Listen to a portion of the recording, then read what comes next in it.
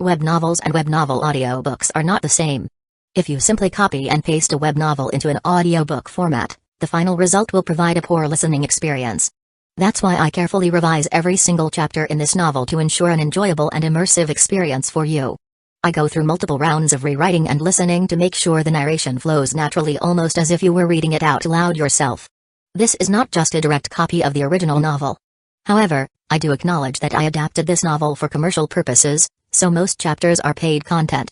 I hope you understand that this does not violate copyright policies. The reason I do all of this is simple: I'm just a big fan. As many of you know, I love listening to web novel audiobooks, and this is one of my personal favorites. The audio speed is set to 3, but if that feels too fast, let me know. If there's a novel you'd like me to turn into an audiobook, feel free to suggest it, and I'll do my best to make it happen. Thank you for your support. Chapter 1, The Stray That Broke Into This Place. Are you ready to die? Pale. Endless despair. The howling wind swept the gravel, making a piercing buzzing sound amidst the paleness. The dim moonlight shone through the dark clouds and reflected in the boundless desert. The desolation spread in the thick white sand, and there seemed to be no life in sight. Between the staggered remains of quartz trees, a dark green figure stepped on a long black monster. It was a huge Jillian, with a stature of 100 meters. In terms of body shape alone, it might be the most massive among the various stages of Minno's Grand. However, the Jillian, as big as a small mountain, was being ravaged wantonly by hoofed feet several meters tall. Faced with such an existence, as the overlord within 100 miles, the Jillian didn't even have the slightest desire to resist. The red eyes that should have been devoid of thought were now dominated by fear. Where is the best place to start eating? The voice, deep and magnetic, carried a strange allure, almost magical. Upon hearing it, the enormous Jillian could not suppress its instinctive terror. Its huge body trembled uncontrollably. Although it had risen to this level by devouring its own kind, at this moment, its instincts told it to fear. The Jillian wanted to escape from the hoofed feet pinning it down, but no matter how it struggled, it was futile. All it managed to do was leave twisted patterns in the white sand beneath its long black body. A pointless struggle. The voice sounded again, imbued with that same hypnotic power. The owner of the voice opened its bloody maw and directly consumed the Jillian's soul. Starting from the white mask, clown-like in its design, the consumption spread to its long black body. The entire massive form turned into spirit particles, which were swallowed completely by the grotesque mouth. Even after devouring a Jillian that resembled a small mountain, the dark green figure showed no sign of change, as if it had merely consumed a light meal. The hoofed feet pressing into the white sand sank slightly. A searing heat wave swept across the twisted patterns in the sand, erasing all traces of the encounter in an instant. Though fleeting, the heat was so intense that it melted the white sand into crystal-clear formations, which glimmered briefly before being swallowed by a new sandstorm. This level of devouring will no longer allow me to progress further. Stuck on the edge of Jillian evolution. What a headache. The speaker was none other than the one who had devoured the enormous Jillian moments earlier. It resembled a dragon-headed creature with a humanoid body, standing several meters tall. Modest by the standards of the Hollows. Its red, flickering eyes, ferocious and evil, betrayed its cunning nature. Sharp, flame-like dragon horns adorned either side of its head, while its bloody maw, bristling with sharp teeth, embodied savagery. Beneath its dark green skin lay nearly flawless musculature, showcasing the beauty of raw power. This being, trampling the white sands, was called shendu. It was a Jillian-level Minno's Grand, one of the few anomalies among its peers, differing in both form and presence. At the same time, shendu was also an unqualified traveler. It had been 100 years since it arrived in this world, and it had only recently evolved to its current state. When it first learned that Hueco Mundo, the realm of hollows, connected to the world of the Shinigami, Soul Reapers, shendu had been deeply unsettled. Fortunately, the unlocking of its chi ability had granted it the Holy Lord template from the world of adventures. The innate fire demon chi allowed shendu to secure a foothold in this perilous world. Adhering to a villain's principles, it resorted to deception, sneak attacks, and all manner of underhanded tactics without hesitation. Through these means, and leveraging its fire-based abilities and dragon body strength, shendu had preyed on countless hollows in Hueco Mundo, constantly pushing its limits and seeking further evolution. Holy Lord template, 10% current abilities, dragon body, fire demon chi, spiritual pressure, 4th class spiritual pressure. The system panel was absurdly simple, offering only a few lines of data. Whenever shendu looked at it, a trace of helplessness crossed its otherwise ferocious face. Can't this stupid thing be smarter? When the Holy Lord template had first activated, shendu had entertained grand fantasies. Punching Aizen, kicking Hueco, and ascending to the pinnacle of power. But no matter how it tried, It couldn't find a way to strengthen itself efficiently. Frustrated, it could only continue hunting other hollows in Hueco Mundo, using its fire demon abilities and dragon-like physique to survive. From strays to normals to Jillian-level minnows grand, Shendu had endured countless life and death encounters to reach this point. Not long ago, it had finally discovered the secret to advancing the template, to create its own dragon dynasty. To be precise, as the Holy Lord, its ultimate goal was to emulate the Holy Lord's legacy. With each milestone achieved in pursuit of this goal, the template's progress would increase naturally. However, fulfilling this requirement was no simple task. This world was extraordinarily dangerous, and Hueco Mundo was arguably the worst of all. Unlike the Soul's Society or the human world, where rules and order imposed some restraint on powerhouses, Hueco Mundo was the embodiment of chaos. One misstep could lead to a swift and brutal end. Though it might be a bit ambitious, Shendu murmured, flexing its arms while gazing at the pale moonlight above. Dragons always have goals. For now, it was merely the strongest Jillian. If it hoped to fight on future battlefields, it was far from qualified. Let's start by evolving into an Uchiha. A flicker of bloodlust flashed in its crimson eyes as they locked onto a figure racing toward it from afar. It was a Minnows Grand, drawn by the aftermath of Shendu's battle. This particular hollow, named Tesralindrius, was the Uchiha class ruler of the area. The burly figure loomed like a dark cloud, suffocating Shendu with its overwhelming spiritual pressure. A stray who dared trespass here. Are you ready to embrace death? Chapter 2, Absolute Suppression, Demonic Existence. Tesra's scarlet eyes fixedly stared at the evil that broke into his territory. Under the head like a wild boar, two thick and sharp fangs stretched out, shining coldly.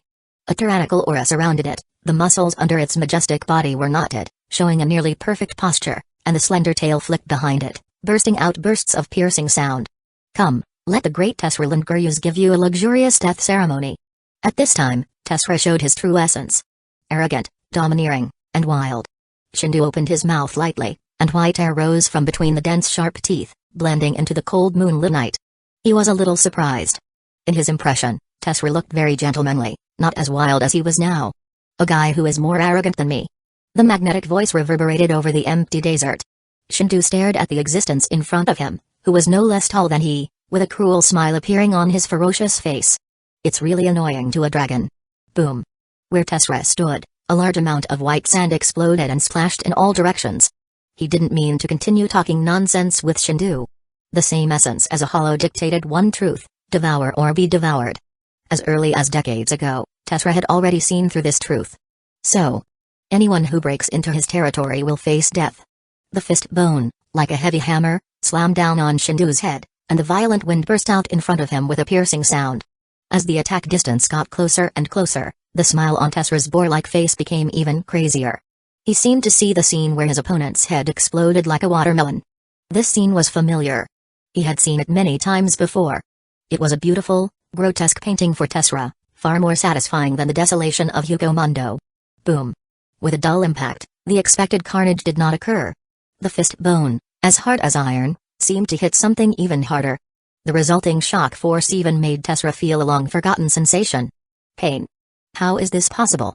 The narrow pupils of Tesra's eyes suddenly widened, staring forward in disbelief. The dark green sharp claws of Shendu effortlessly wrapped around his fist bone. Tooth-stinging creaking sounds emanated as the claws squeezed tighter. Is this all your strength? Shendu stretched his arms, his face full of disdain. He had thought that as an Uchiha, Tesra might bring some joy to this fight. But in truth, Tesra was hardly stronger than an average Jillian. Compared to Shendu, he was simply outclassed. You bastard, die. Tesra roared, ignoring his imprisoned right hand. Accompanied by his grinning laughter, his left palm swept down towards Shendu's head, carrying the force of a gale. The rolling white sand obscured both figures momentarily. Boom. The same collision sound echoed across the desert. Before Tesra could see clearly, his heart sank. This guy. Clearly, he's just an unusual Jillian. Tesra had immediately recognized Shendu's level upon first sight. Such Jillians were plentiful. He'd devoured dozens, maybe hundreds, of their kind. They were hardly worth his attention. Yet now, as this battle unfolded, reality had slapped him in the face. The strength of this Jillian far exceeded anything Tesra had encountered before. Fortunately, the rhythm of the battle still seemed under Tesra's control. With both his hands imprisoned, Tesra's grin grew more ferocious. He suddenly opened his bloody mouth, thick fangs gleaming as he lunged forward. Victory flashed in Tesra's eyes. He could already imagine the scene of Shendu's head being pierced through, crushed like a ripe melon. Stupid dragon. Victory belongs to me, Tessera. But before his fangs could touch the opponent, an overwhelming force struck his lower jaw. Crack. Tessera's massive body, several meters tall, was sent flying into the air. In the face of absolute suppression, Shendu's voice was cold. Any battle plan is nothing more than wishful thinking. In the next moment, Shendu's figure disappeared from sight, leaving only a burst of white sand exploding beneath his feet. When he reappeared, Shendu was above Tessera, his dark green hooves raised like a battle axe before crashing down. Boom. The violent impact drove Tessera's body into the ground like a meteor, carving a massive crater in the white sand. The resulting shockwave sent sand flying in all directions, tearing through the air before settling far away. When the smoke cleared, a massive pit lay in the white sand. At its center was Tessera's motionless form, as though all vitality had left him. Shendu descended slowly, his thick hooves pressing firmly into the sand. He moved toward the pit, step by deliberate step. "Is that all?" he muttered, glancing at the lifeless figure of Tessera, whose form resembled an upright wild boar. Shendu's claws pressed against Tessera's chest, leaving deep, hideous marks. "Do you still plan on resorting to those cheap tricks?" Shendu sneered. "No need to play dead. Your spiritual pressure is practically stinging my eyes." As his words fell, Tessera's scarlet eyes snapped open. A burst of tyrannical energy surged as he suddenly opened his maw wide. Bright red, high-density spiritual pressure began condensing within Tessera's mouth. In mere moments, it was fully charged. "Sero. Die."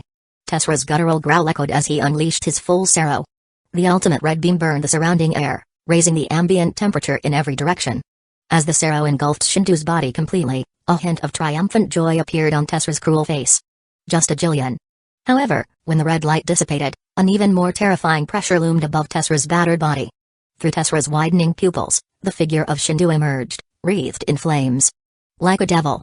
Chapter 3, Devour, Evolution. Another target emerges. Tessera's eyes widened, and his scarlet pupils narrowed to their ultimate focus.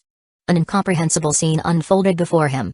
On the opponent's dark green body, flames of intense heat ignited.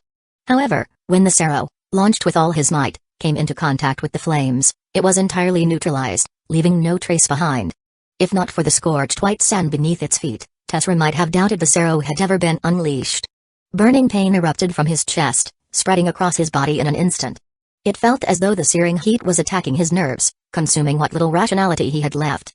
Shendu remained steadfast, unmoving even under the full force of Sero. His stance hadn't shifted in the slightest. The magic of fire. This was one of his rare, unique abilities. As a fire demon, Shendu embodied the boundless power of fire, which formed the core of his strength. Over the past century, Shendu had honed this ability to near perfection, surpassing even the original Holy Lord. The only regret was his limited spiritual pressure, which constrained the full potential of his fire magic. Dealing with an Uchiha like Tessera seemed to push him to his limit. If only I had the dragon talisman.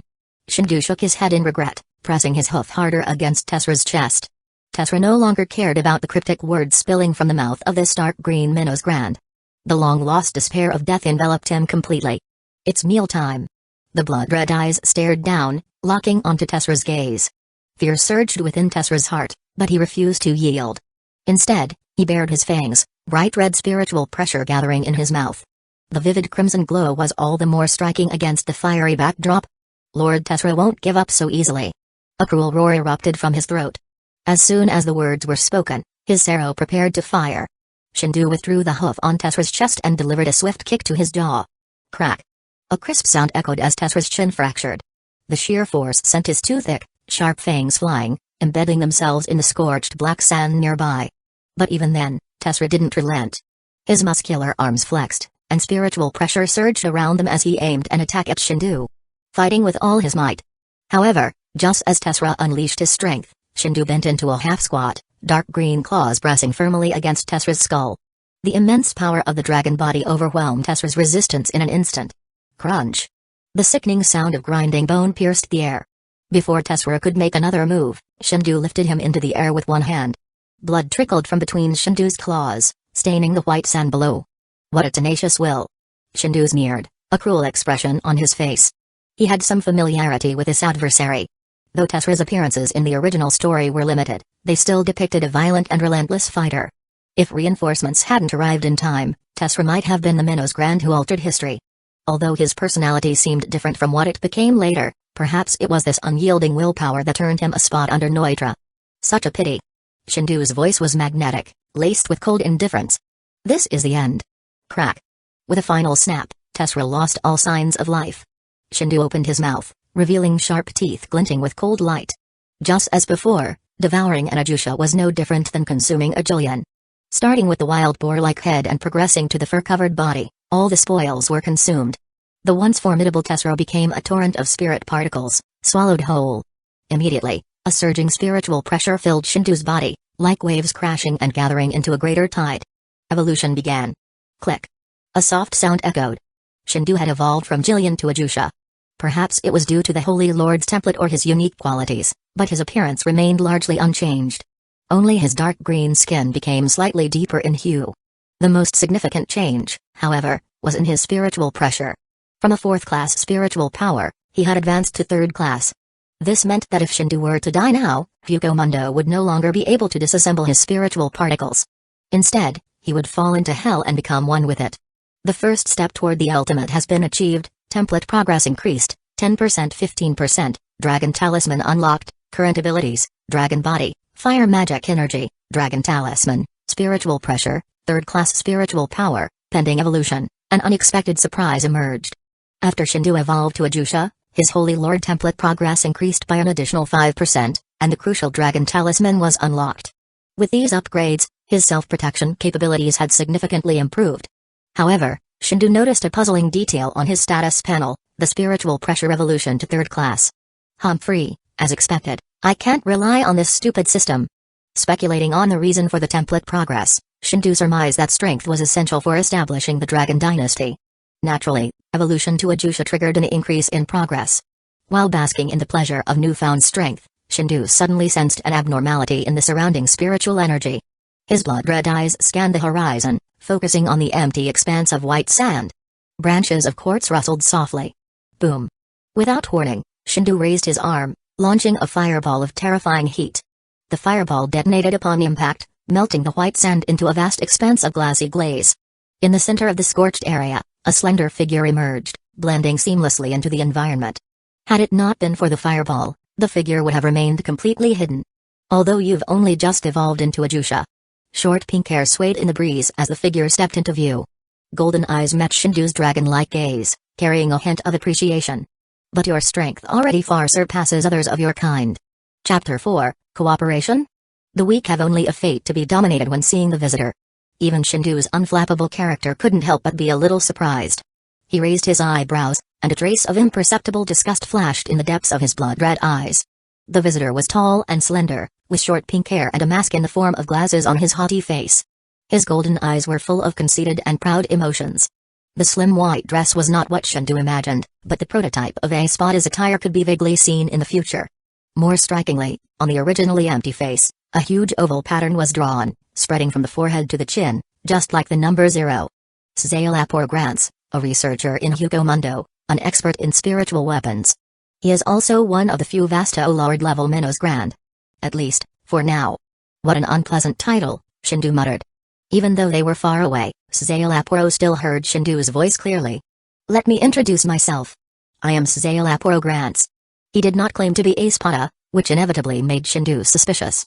Especially after seeing the lines that looked like the number 0 on this guy's face. Calamity was originally not the 8th Espada, but the 0th Espada. As the great Vasto Lord, Calamity began, walking slowly toward Shendu. His expression became more haughty, and his true intentions were gradually revealed. On the orders of some great man, I am here to find a suitable collaborator among Mundo. The battle just now was very exciting. Even if you are just an Uchiha, you are still qualified to talk to me on the same level. This guy was saying a lot more than Shendu had expected. Cooperate. Shendu raised an eyebrow. He thought Calamity would make a demand for submission but hadn't expected him to be more cautious than his displayed arrogance suggested. That's right. Calamity spread his hands, showing himself off like a peacock. As you can see, we are all minnows grand, but I have changed beyond our original forms. We call it Rankar for this. He pushed the glasses-like mask on the bridge of his nose and looked at Shendu with burning eyes, as if waiting for a shocked reaction. But Shendu remained calm. His ferocious and cold dragon-like face was full of mockery. Hey, don't you all want to become a higher existence like me? Calamity asked, dissatisfied. Rankar can break the boundaries of power and comprehend the high-end technology of Shinigami power. A Menos Grand like you, who has just evolved into an Uchiha, should be yearning for it. True. Shendu was indeed a little excited about Rancor. But he was also keenly aware of the disadvantages of this ability. If he truly used the so-called high-end technologies Zalaporo spoke of to achieve Rancor, his ideals would likely be shattered. The power of the Hueco was not so easy to borrow. Between two paths, Shendu believed his choice was more valuable and practical. I'm not interested in that, Shendu said with a grin. His deep, magnetic voice reverberated in the empty desert. But as a fellow Menos Grand, you should know one thing. Zalaporo blinked, taken aback. What? Uchiha need to prey on a certain number of their own kind to evolve into Vasta, O Lord, Shendu said. He moved his arms, and flames rose beneath his hooves, quickly spreading over his body. But I think it might be better to devour Vasta, O Lord. For this. Before finishing his sentence, Shendu's figure disappeared from where he stood.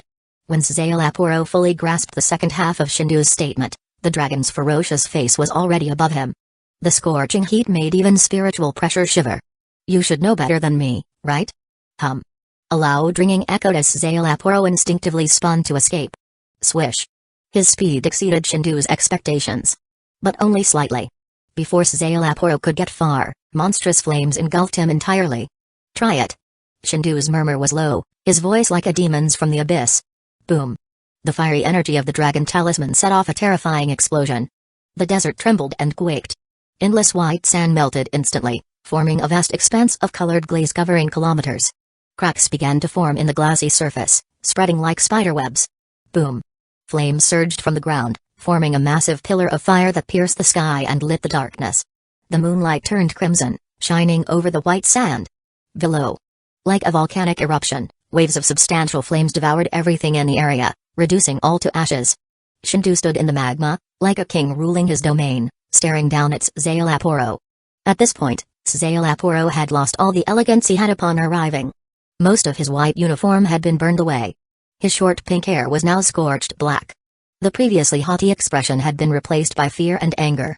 If not for Menos Grand's steel skin and high-speed regeneration, Zalaporo would have perished in Shendu's attack. Though he was a Vasta Lord and had become Rancor, Zalaporo's strength as a researcher was not on par with combatants of the same level. What was deadlier was his arrogance. From the start, Zalaporo hadn't taken Shendu seriously. Damn it. He cursed under his breath, the pain from his burns nearly driving him insane. I will definitely take you. Before he could finish, blood-red, cold eyes locked onto him. It was as if a sharp sword hung over his heart. The air grew dense with killing intent. Even amidst the scorching heat waves and surrounding magma, Zalaporo felt an icy chill seep into his bones. Cooperation. Shendu stepped forward, approaching slowly. It must be based on equal dialogue. The weak can only be dominated. Chapter 5, The Lion Opens His Mouth. Evolving Vasto Lord conditions abundant spirits clustered in the desert, forming a high-density energy among the white sands. In an open area, two figures, one tall and one short, faced each other from a distance. Beneath the burly figure was hot magma and large pieces of colored glaze. The figure opposite appeared far more disheveled, his entire body scorched black, with even his expression unrecognizable. Only the flicker of fear deep in his golden pupils betrayed his current mood. Zalaporo concealed his inner panic, vigorously channeling his spiritual pressure to alleviate the severe burns with high-speed regeneration. Although this regeneration was effective, it was still not true high-speed regeneration. The recovery speed was limited. As a Vasta Lord class Menos Grand, Zalaporo had reached the ceiling of this ability. If the injury wasn't something critical like a severed limb, a portion of spiritual pressure would suffice for recovery. While the burns looked severe, for him, they would heal within a few breaths. However, under Shendu's cold gaze, Zalaporo dared not activate the ability at full strength, fearing it might provoke another violent attack. From the initial contempt, he now treated Shendu as an equal adversary. Originally, his intention had been to recruit a suitable subordinate. But things had spiraled far beyond his expectations. Zalaporo. Shendu grinned, his killing intent undiminished. Does the strength I displayed meet your expectations? Faced with this provocation, Zalaporo hesitated to decipher Shendu's intentions but responded cautiously. Looking at the entire Hueco Mundo, you are undoubtedly the strongest Uchiha. Though he said this, he didn't entirely mean it. The earlier ambush that nearly claimed his life as a Vasta Lord was more than enough proof of Shendu's power. If that's the case. Shendu sat cross-legged, indifferent to the scorching heat beneath him. Let's talk about this so-called cooperation. Zalaporo didn't approach. Instead, he maintained his distance and focused on recovering from his injuries. Shendu, however, didn't seem to mind. As Zalapro's scorched body slowly returned to normal, he finally relaxed a little. About Hueco Mundo, Zalapro began cautiously, testing the waters. How much do you know? Shendu rested one hand on his dark green thigh and the other under his chin, feigning contemplation. It's a void between this world and the Soul Society, he replied. Filled with spiritual energy, barren deserts, and ideal for hollow survival. Zalapro's eyes widened slightly, surprised at Shendu's awareness. Although these were basic facts, they seemed unusually advanced for an Uchiha. What followed, however, astonished him further. And the ruler of Hueco Mundo? That ugly skeleton? For over a century, Shendu had been evolving. From Jillian to Uchiha. He had deliberately avoided stepping into Las Noshes prematurely, knowing Baragon's terrifying abilities. This cautiousness left him uncertain of the current timeline. Exactly, Zalapro replied, his haughtiness returning, though his eyes betrayed caution. Baragon Lusenbairn rules Hueco Mundo, claiming Las Noshes as his throne. Even Vasta Lord like myself are nothing but researchers under his command. This declaration caught Shendu off guard. If Zalapro bore the number 0, marking him as an Espada, why did he claim Baragon still ruled? Zalapro interrupted Shendu's thoughts. But, pointing to the sky, Zalapro continued, voice tinged with reverence, recently, I encountered an existence far beyond Baragon. He bestowed upon me the power of Rancor, transforming me into the perfect, charming form you see now. Hearing this, Shendu began piecing together the sequence of events. Zalapro, initially recruited as a researcher by Baragon, likely encountered Aizen upon his arrival in Hueco Mundo. Aizen's demonstration of the Hogyoku's power probably led to Zalapro's allegiance, making him the 0th Espada. Yet, Aizen hadn't openly challenged Baragon for control of Las Noshes. Thus, for now, Baragon remained Hueco Mundo's ruler. Shendu speculated this was before the holification incident in the Soul Society, with many events yet to unfold. Hueco Mundo remained its desolate self. I see, Shendu murmured thoughtfully. So, Zalapro pressed, are you tempted by this perfect transformation? Eager to flaunt his newfound form, Zalapro seemed oblivious to how his words could be misinterpreted. Trash, Shendu snorted disdainfully. You, who nearly died in one attack, want me to degrade myself into a weaker form. His spiritual pressure erupted like a torrential wave, rushing towards Zalapro. Though it wasn't enough to truly harm the Vasta Lord, Zalapro instinctively took half a step back, scarred by Shendu's earlier assault. Rancor holds no interest for me, Shendu declared, flames framing his imposing figure. But the corner of his lips curled into a devilish grin. If you can help me evolve into a Vasta Lord. Chapter 6, Allegiance? Do you want to die? Vasta Lord. The highest apex of Minos Grand's evolution. Looking across all of Hueco Mundo, there have been only a few in the history of 10,000 years.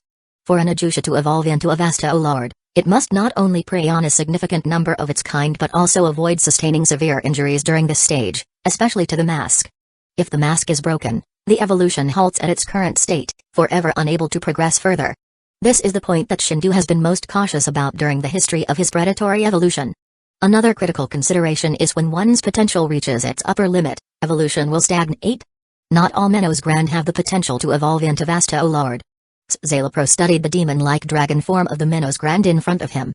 While amazed by Shendu's overwhelming combat power, he also harbored a wary respect for his boundless evolutionary potential. In some ways, combat power is a measure of potential. Only the strong are qualified to ascend to a higher level of evolution. There is no doubt about this. Vasta Lord.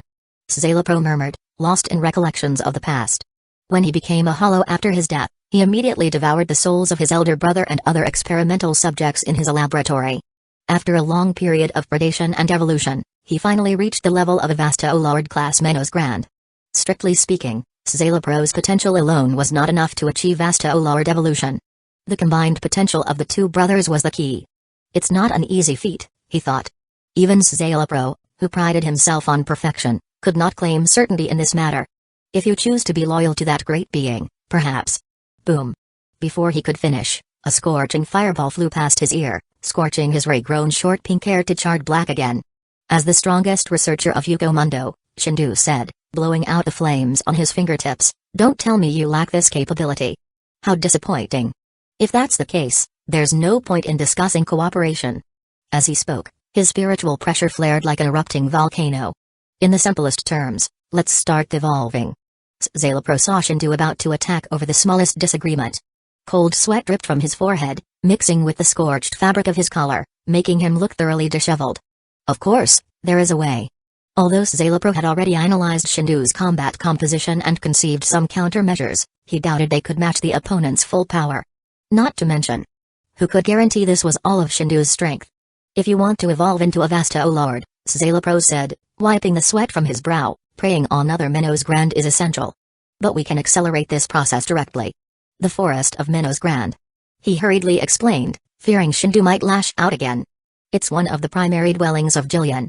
Because the number of hollows there is immense, the Ajusha population is also considerable. By devouring the Ajusha in the forest of Minnows Grand, you can significantly shorten the time needed to evolve. Shendu's fiery spiritual pressure simmered down to normal levels. He studied Szayelopro calmly, waiting for him to elaborate. Killing Ajusha was an easy task for him now. For Shendu, the most challenging part of predation was locating prey. With the help of someone as cunning and inhumane as Szayelopro, finding other Ajusha wouldn't be too difficult. And I happen to know the location of the forest of Minnows Grand, Szayelopro continued, clearly relieved. I also know where the Ajusha lairs are. But there's one thing to be cautious about. The forest of Minnows Grand is closer to Las Noxias. Our movements might be discovered by Baragon. Shendu nodded but didn't seem overly concerned. With the unlocking of the dragon talisman, he could feel the surging power coursing through his body. It was like an endless ocean, overflowing with energy. In a short span, Shendu had already grasped the meaning of evolving beyond third-class spiritual pressure on his personal panel. As the natal talisman of the Holy Lord, the dragon talisman was of paramount importance. It didn't just represent the power of explosive flames, it also contained infinite energy. Even an ordinary person holding the dragon talisman could unleash city-destroying molten flames. What if the dragon talisman was developed to its ultimate form? Third-class spiritual pressure was merely the beginning. As Shendu continued mastering the dragon talisman, his spiritual pressure would climb ever higher. Seemingly without limit. With his expanding power, Shendu wasn't as cautious as before about Baragon, who ruled Las Noxias. No matter what, if he couldn't win, he could always escape. I don't mind making a move, Shendu said, waving his dark green dragon claw, gesturing for Szayelopro to continue. He was waiting for this guy to spill everything.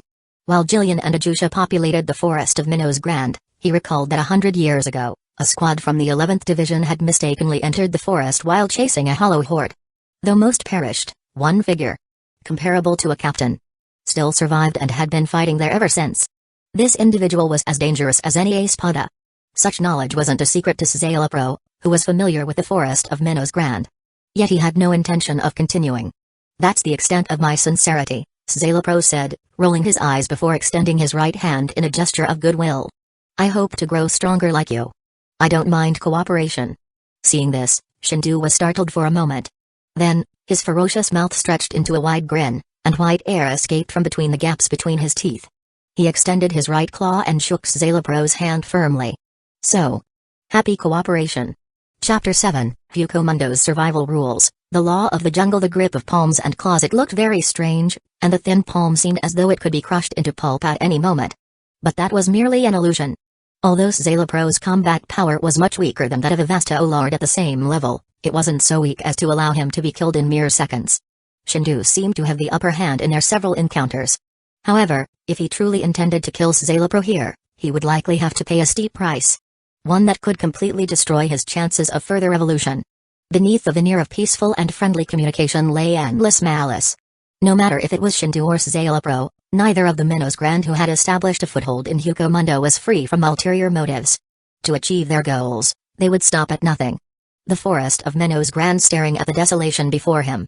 The unchanging scenery of layer upon layer of white sand.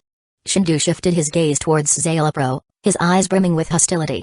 Don't worry, Szayelopro said, his voice calm.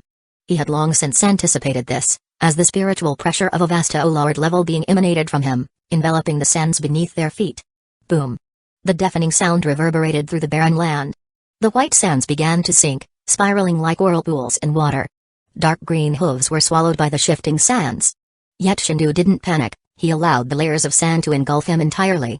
Standing off to the side, Szayelepro's golden eyes gleamed with a fleeting glimmer of anticipation. The surrounding sands compressed, applying immense force to limbs and bones. However, this exertion had no effect on Shendu whatsoever. The dragon body he inhabited was empowered by the formidable demonic body of the Holy Lord. Even without the talisman's power or the magic of fire, the Holy Lord remained the mightiest demon. The strength of this body was no weaker than that of his relatives. It was this foundational ability that enabled Shendu to kill his way through Hueco Mundo until he evolved into his current Uchiha form. In the beginning, his fire magic had been weak, making it laborious even to kill minor foes. But that most difficult phase was now behind him. The darkness before his eyes faded, replaced by the dense quartz forests reflected in his pupils. Towering structures of rock-like material stood solemnly in the gloom. Boom. Two figures landed heavily on the hardened ground. In contrast to Shendu's ungraceful descent, Szayelopro was elegant, performing a precise spin midair before landing lightly, like a butterfly. Shendu glanced at him disdainfully and snorted. Hypocritical show-off. In Hueco Mundo, every trace of spiritual pressure was precious. After all, you never knew when an enemy might emerge from the shadows. This was a lesson taught by blood and tears. But what Shendu didn't know was that in his current form, no Minnows Grand would dare to attack him. Unless, of course, they'd had their heads kicked by a donkey. The hunt began. Shendu sniffed the air, a flicker of excitement flashing through his eyes. A familiar scent. The sheer number of Minnows Grand in the forest of Minnows Grand far exceeded his expectations. Devouring all the Uchiha here might make his evolution to Vasto Lord possible. Szayelopro discerned the direction below, activating his detection circuits to locate their targets. Here. To Uchiha approximately 3,675 meters ahead, he noted with a refined grin. It appears they're fighting over territory. Shendu, having sensed the corresponding spiritual pressure fluctuations, didn't wait for Szayelopro to push him onward. In the next moment, the dark green, burly dragon body vanished. Watching his retreating form, the sinister glint buried in Szayelepro's eyes grew sharper. Go ahead, he murmured. Without bait, how can fish bite the hook? Crimson carnage rumble. Crimson light crisscrossed through the quartz trees, slicing apart thick, rock-like trunks. The ground split open as two bizarre figures collided, their knotted muscles bulging like stone.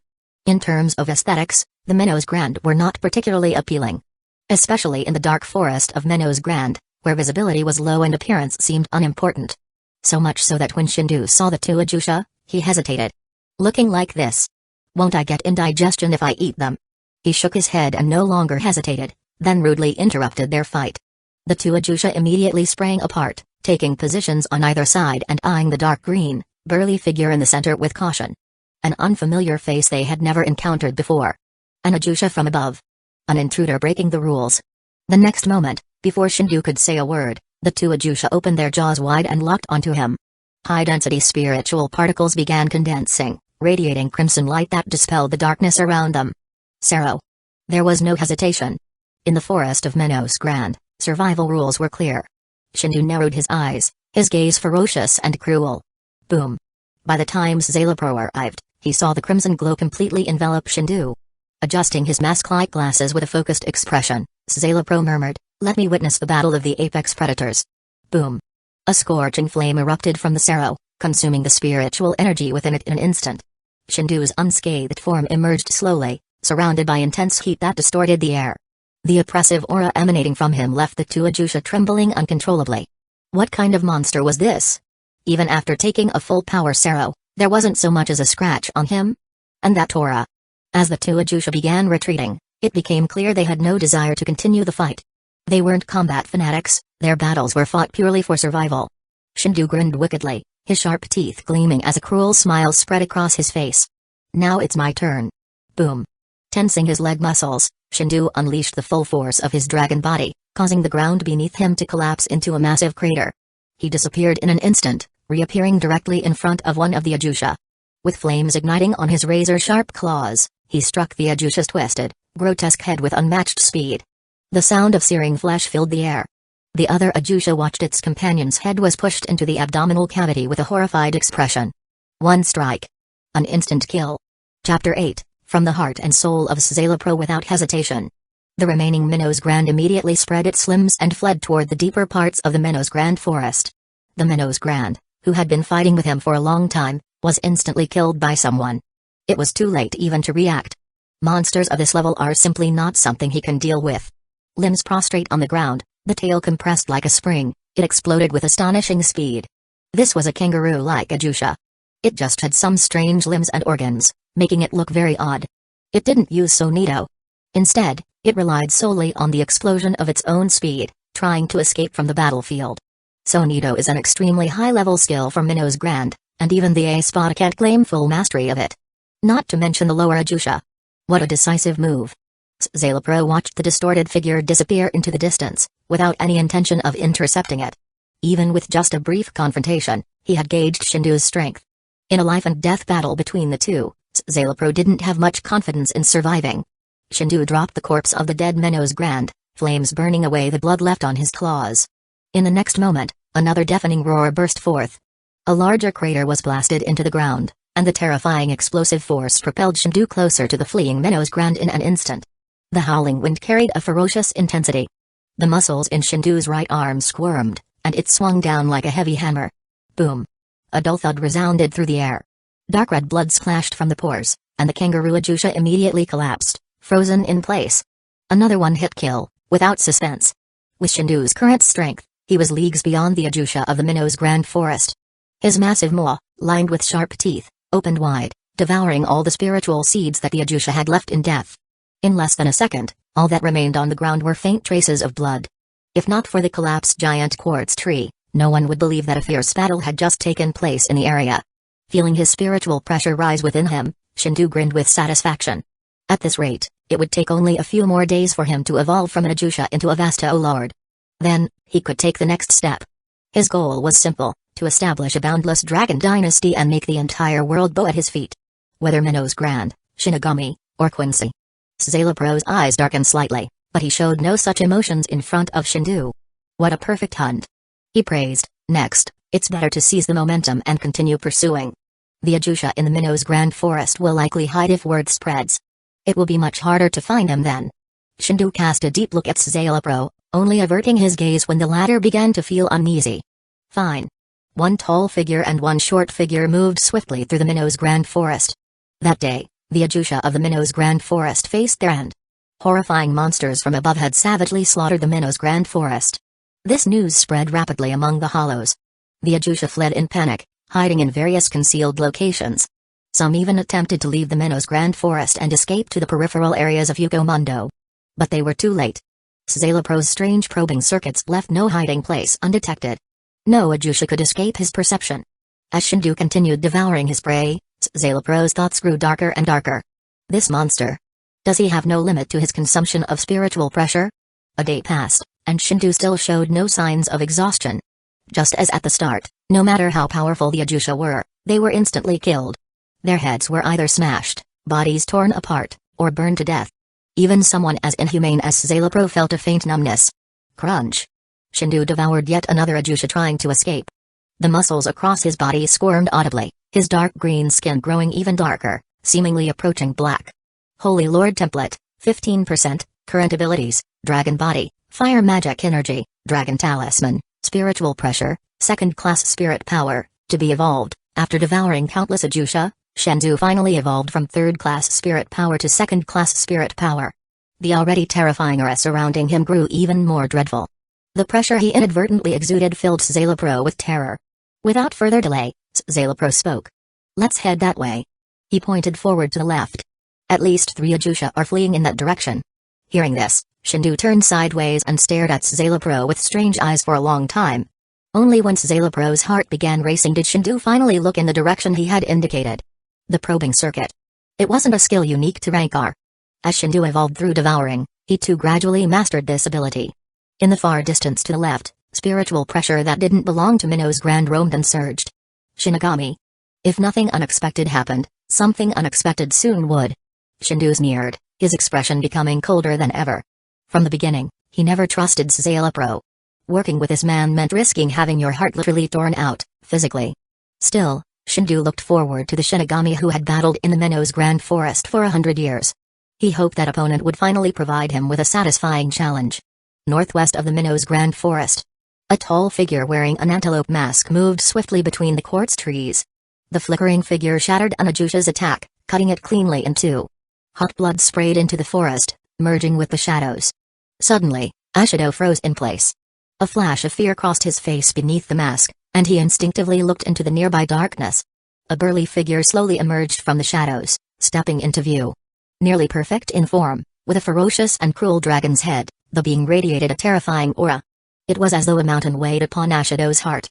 Shendu grinned, his deep and magnetic voice echoing through the Minnow's grand forest. Shinigami. Chapter 9, Hidden Strength, the last warrior standing firm in the forest of Minnow's Grand when hearing this voice. All of a sudden, Ashido's hairs stood on end, and his muscles tensed. Spiritual pressure exploded from him, as if he were facing a formidable enemy. Even the other two Uchiha not far away froze, no longer concerned with anything else. At this moment, all of Ashido's attention was focused on the new enemy before him. An unprecedentedly powerful existence. This was the most powerful Minnow's Grand he had ever encountered in his 100 years of fighting in the Minnow's Grand Forest. Shendu looked around, but Szayelapro was nowhere to be seen.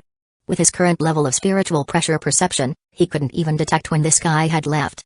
It could only be said that Szayelapro was indeed the strongest researcher in Hueco Mundo. Behind his elegance lay countless hidden tricks. Soon after, Shendu pushed it out of his mind. His blood-red pupils locked onto Ashido's figure, and his spiritual pressure memorized the Shinigami's presence. At that moment, even if Ashido fled without engaging in battle, Shendu's detection circuit would be able to track his movements. Face I've never seen before. Ashido suppressed the instinctive fear deep within his heart, replacing it with a strong fighting spirit. A new Uchiha?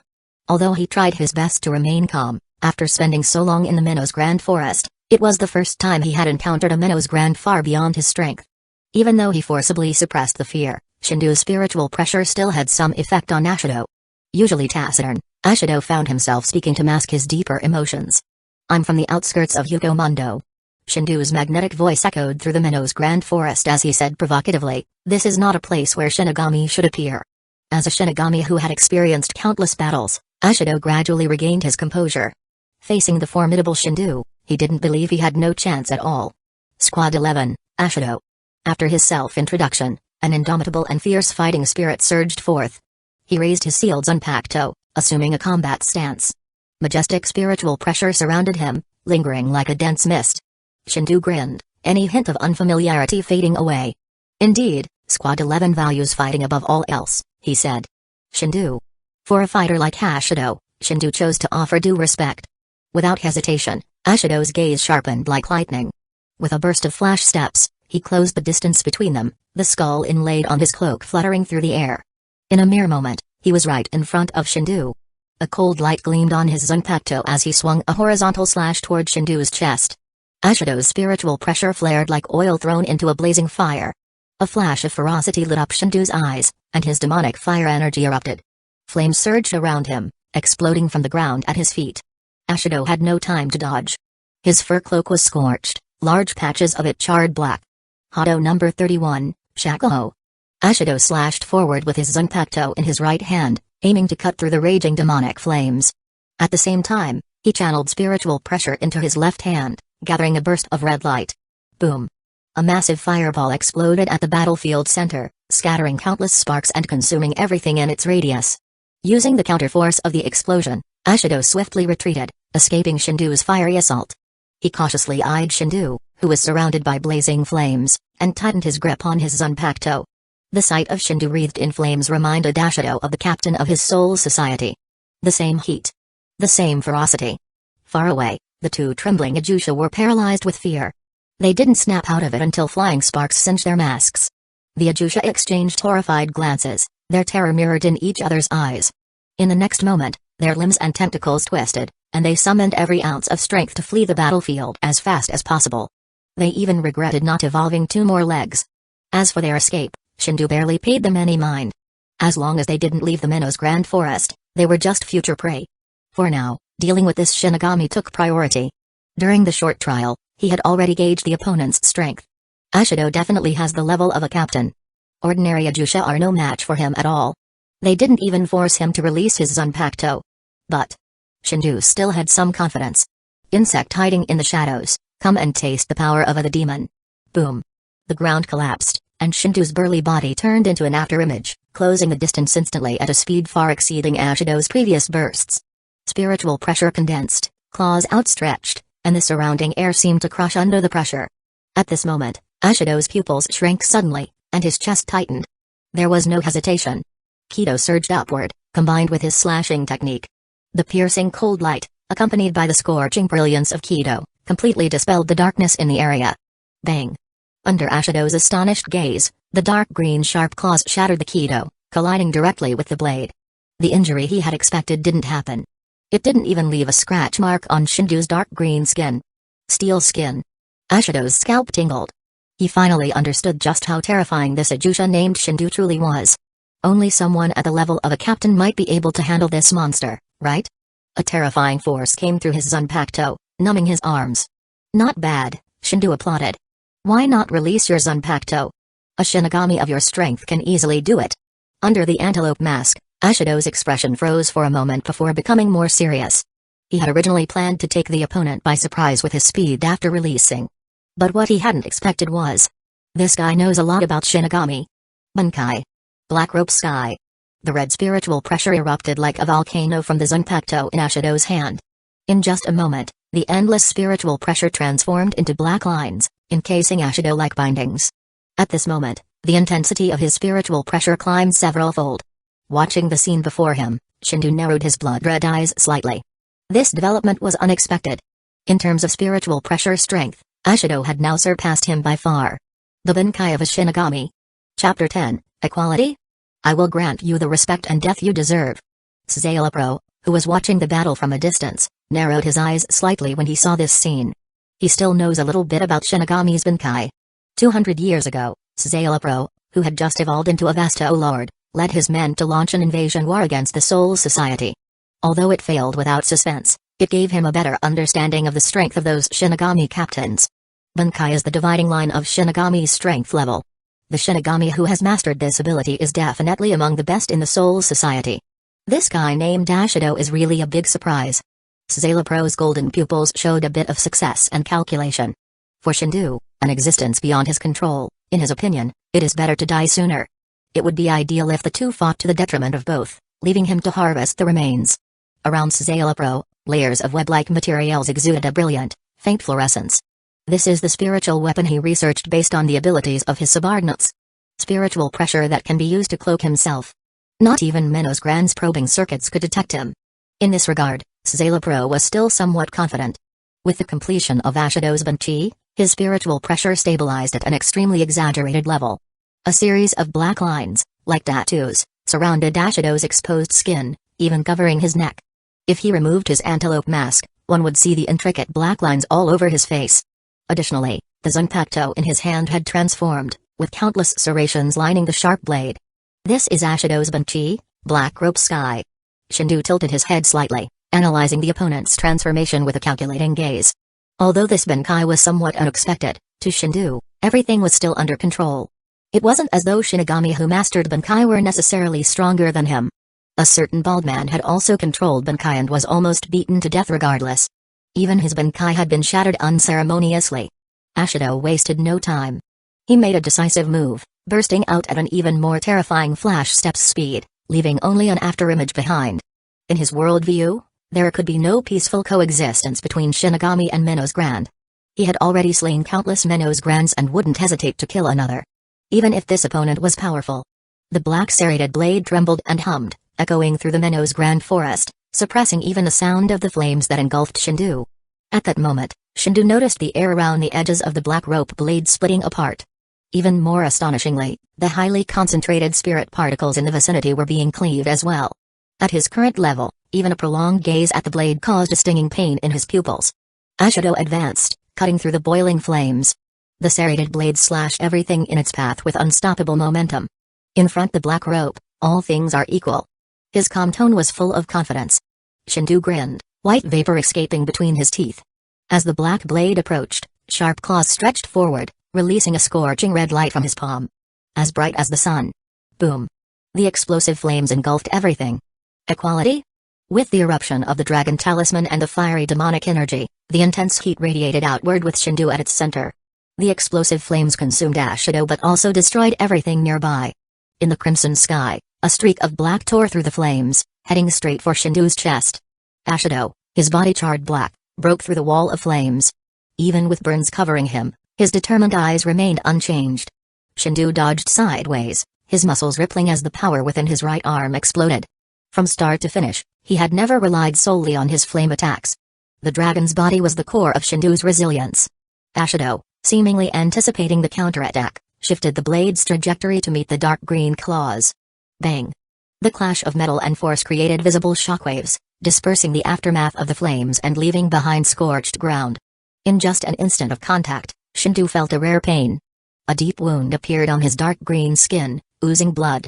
The crimson streak dyed the black rope sky and added a sinister brilliance to the scorched battlefield. Ashido, do you know? Shendu looked at the antelope mask, now cracked and eroded by the intense heat. Dragon's blood contains the power of demons. Ashido, who had been preparing to launch another attack to sever Shendu's claws, felt his heart sink at these words. A sense of foreboding overshadowed all other emotions. The next moment, a scorching red light illuminated the battlefield once more, accompanied by a deafening roar. Boom! The eruption of fiery demonic energy engulfed both Ashido and Shendu. Caught off guard, Ashido's already scorched body broke further, and his antelope mask shattered completely. He endured the agony and used flash steps to escape the flames, simultaneously activating Kaido with spiritual pressure to perform a brief self-repair. For a member of the 11th Division, Ashido was indeed an anomaly. His mastery of Kido rivaled that of even the Kido Corps. After distancing himself from Shendu, Ashido realized his injuries were too severe to continue fighting.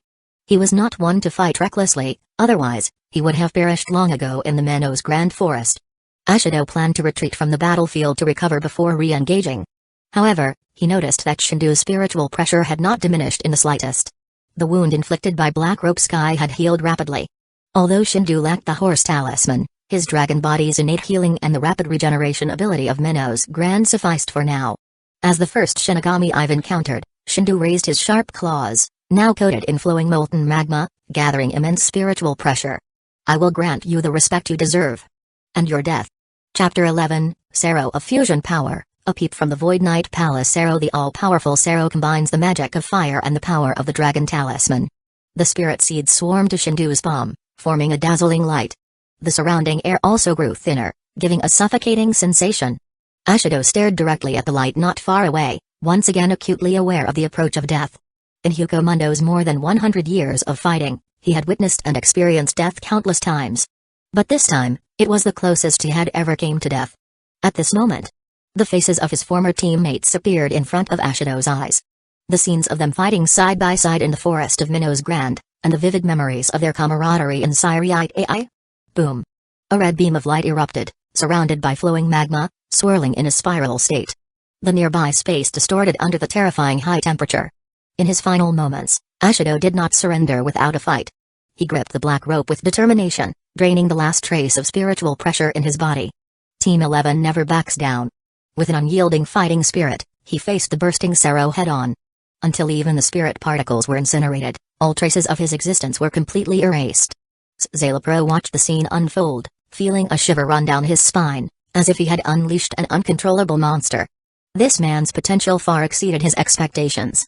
To hell with subordinates and everything else. Szayelopro just hoped he wouldn't end up as this guy's subordinate. After the battle, not only had Shendu survived, but Szayelopro could tell that Shendu's injuries were intentional. A trap laid for his opponent.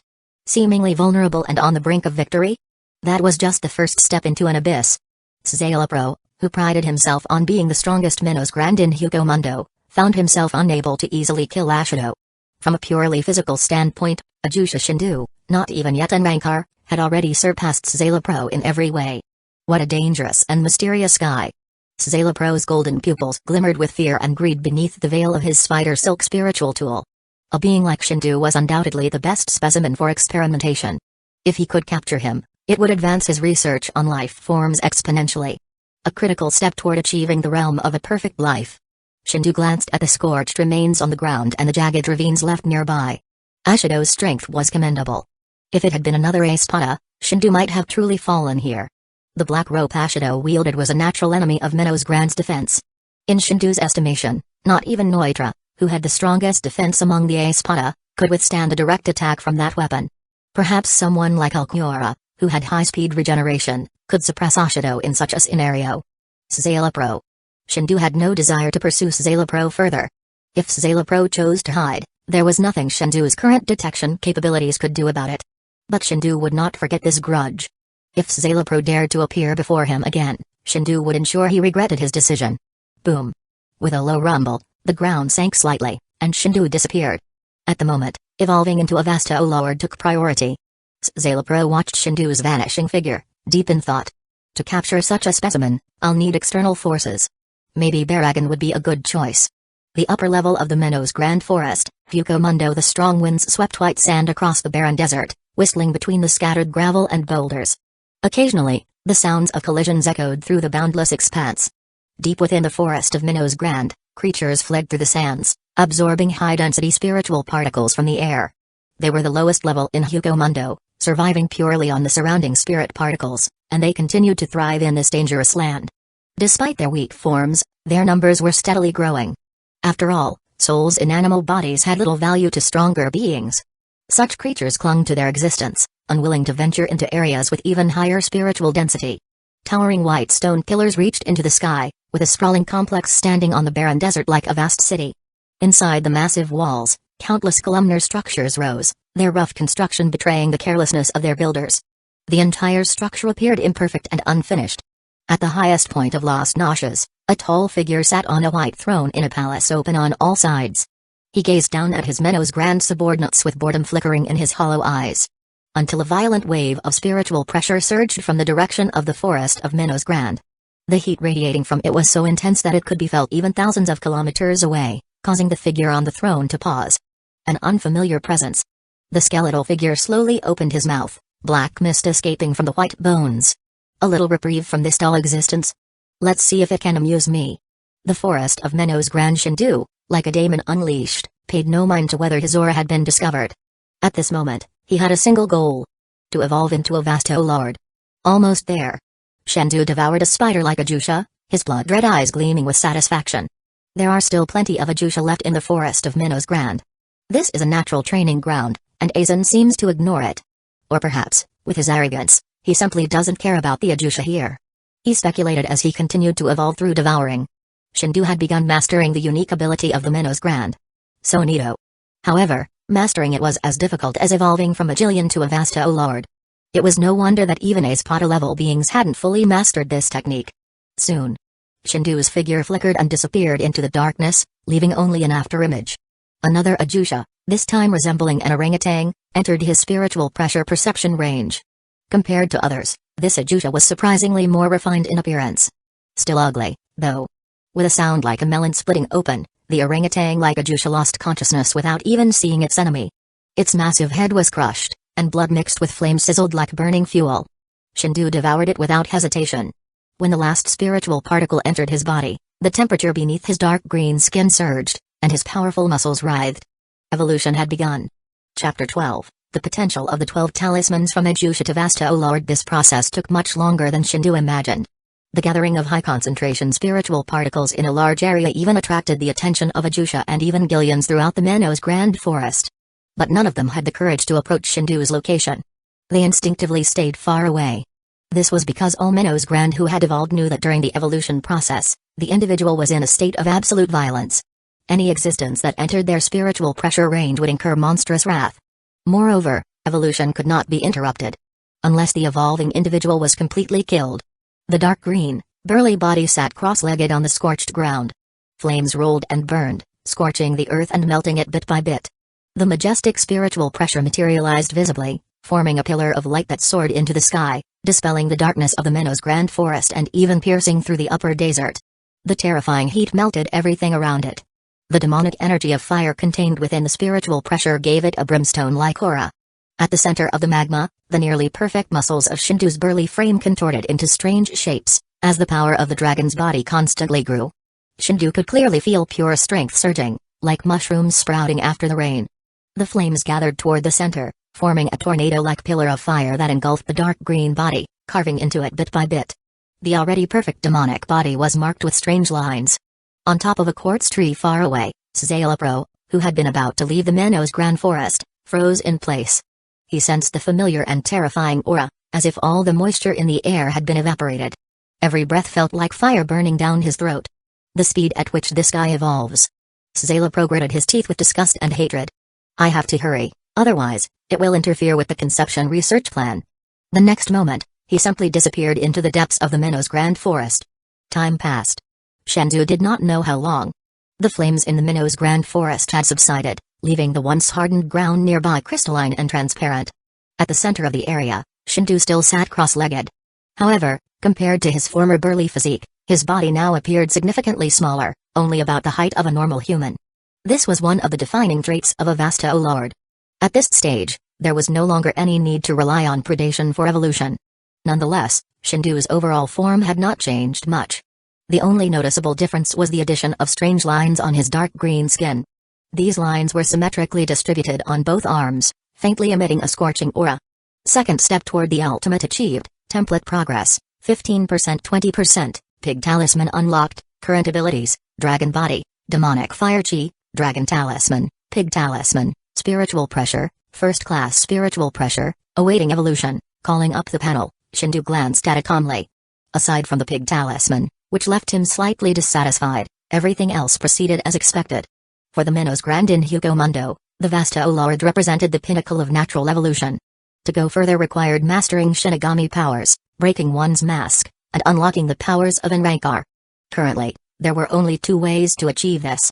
The first was through innate potential and spiritual pressure standards, enabling autonomous Rankar. As far as Shendu knew, the only one to accomplish this was Coyote Stark, who split into two individuals out of loneliness. There was also a rumor that Ulquiorra was an autonomous Rankar, but Shendu doubted it. Whether his spiritual pressure met the standard or not, if Ulquiorra relied on external forces, it had nothing to do with autonomous Rankar. After all, according to Shendu's knowledge, Ulquiorra's mask was broken by a mere branch. Szayelipro, one of the earliest Vasto Lord and Hueco Mundo's most accomplished researcher, likely understood Rankar early on. However, his imperfect evolution due to insufficient potential forced him to rely on Aizen's power to complete the process. The second method involved using the Hogyoku, which embodied the Spirit King's power to draw out potential. Though effective, the Hogyoku merely acted as a guide and was far from omnipotent. Undoubtedly, Shendu would only pursue the first method. Using the Hogyoku was akin to suicide. A manipulative figure like Aizen would undoubtedly plant undetectable traps. Kaname Tosen was living proof. Working with Aizen was like asking a tiger for its skin. Rankar or not, it doesn't matter. Shendu was unconcerned.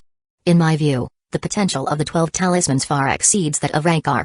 With abilities such as the immortality granted by the Dog Talisman and the soul-targeting power of the Sheep Talisman, the 12 talismans could shake the foundations of the three realms. Moreover, Shendu faintly anticipated that beyond the Holy Lord's 12 talismans, the magical energies of other demons also held immense power. Enough to reshape the world. That is something to consider for the future. Once again, Shendu's magnetic voice echoed through the dark Minnows Grand Forest.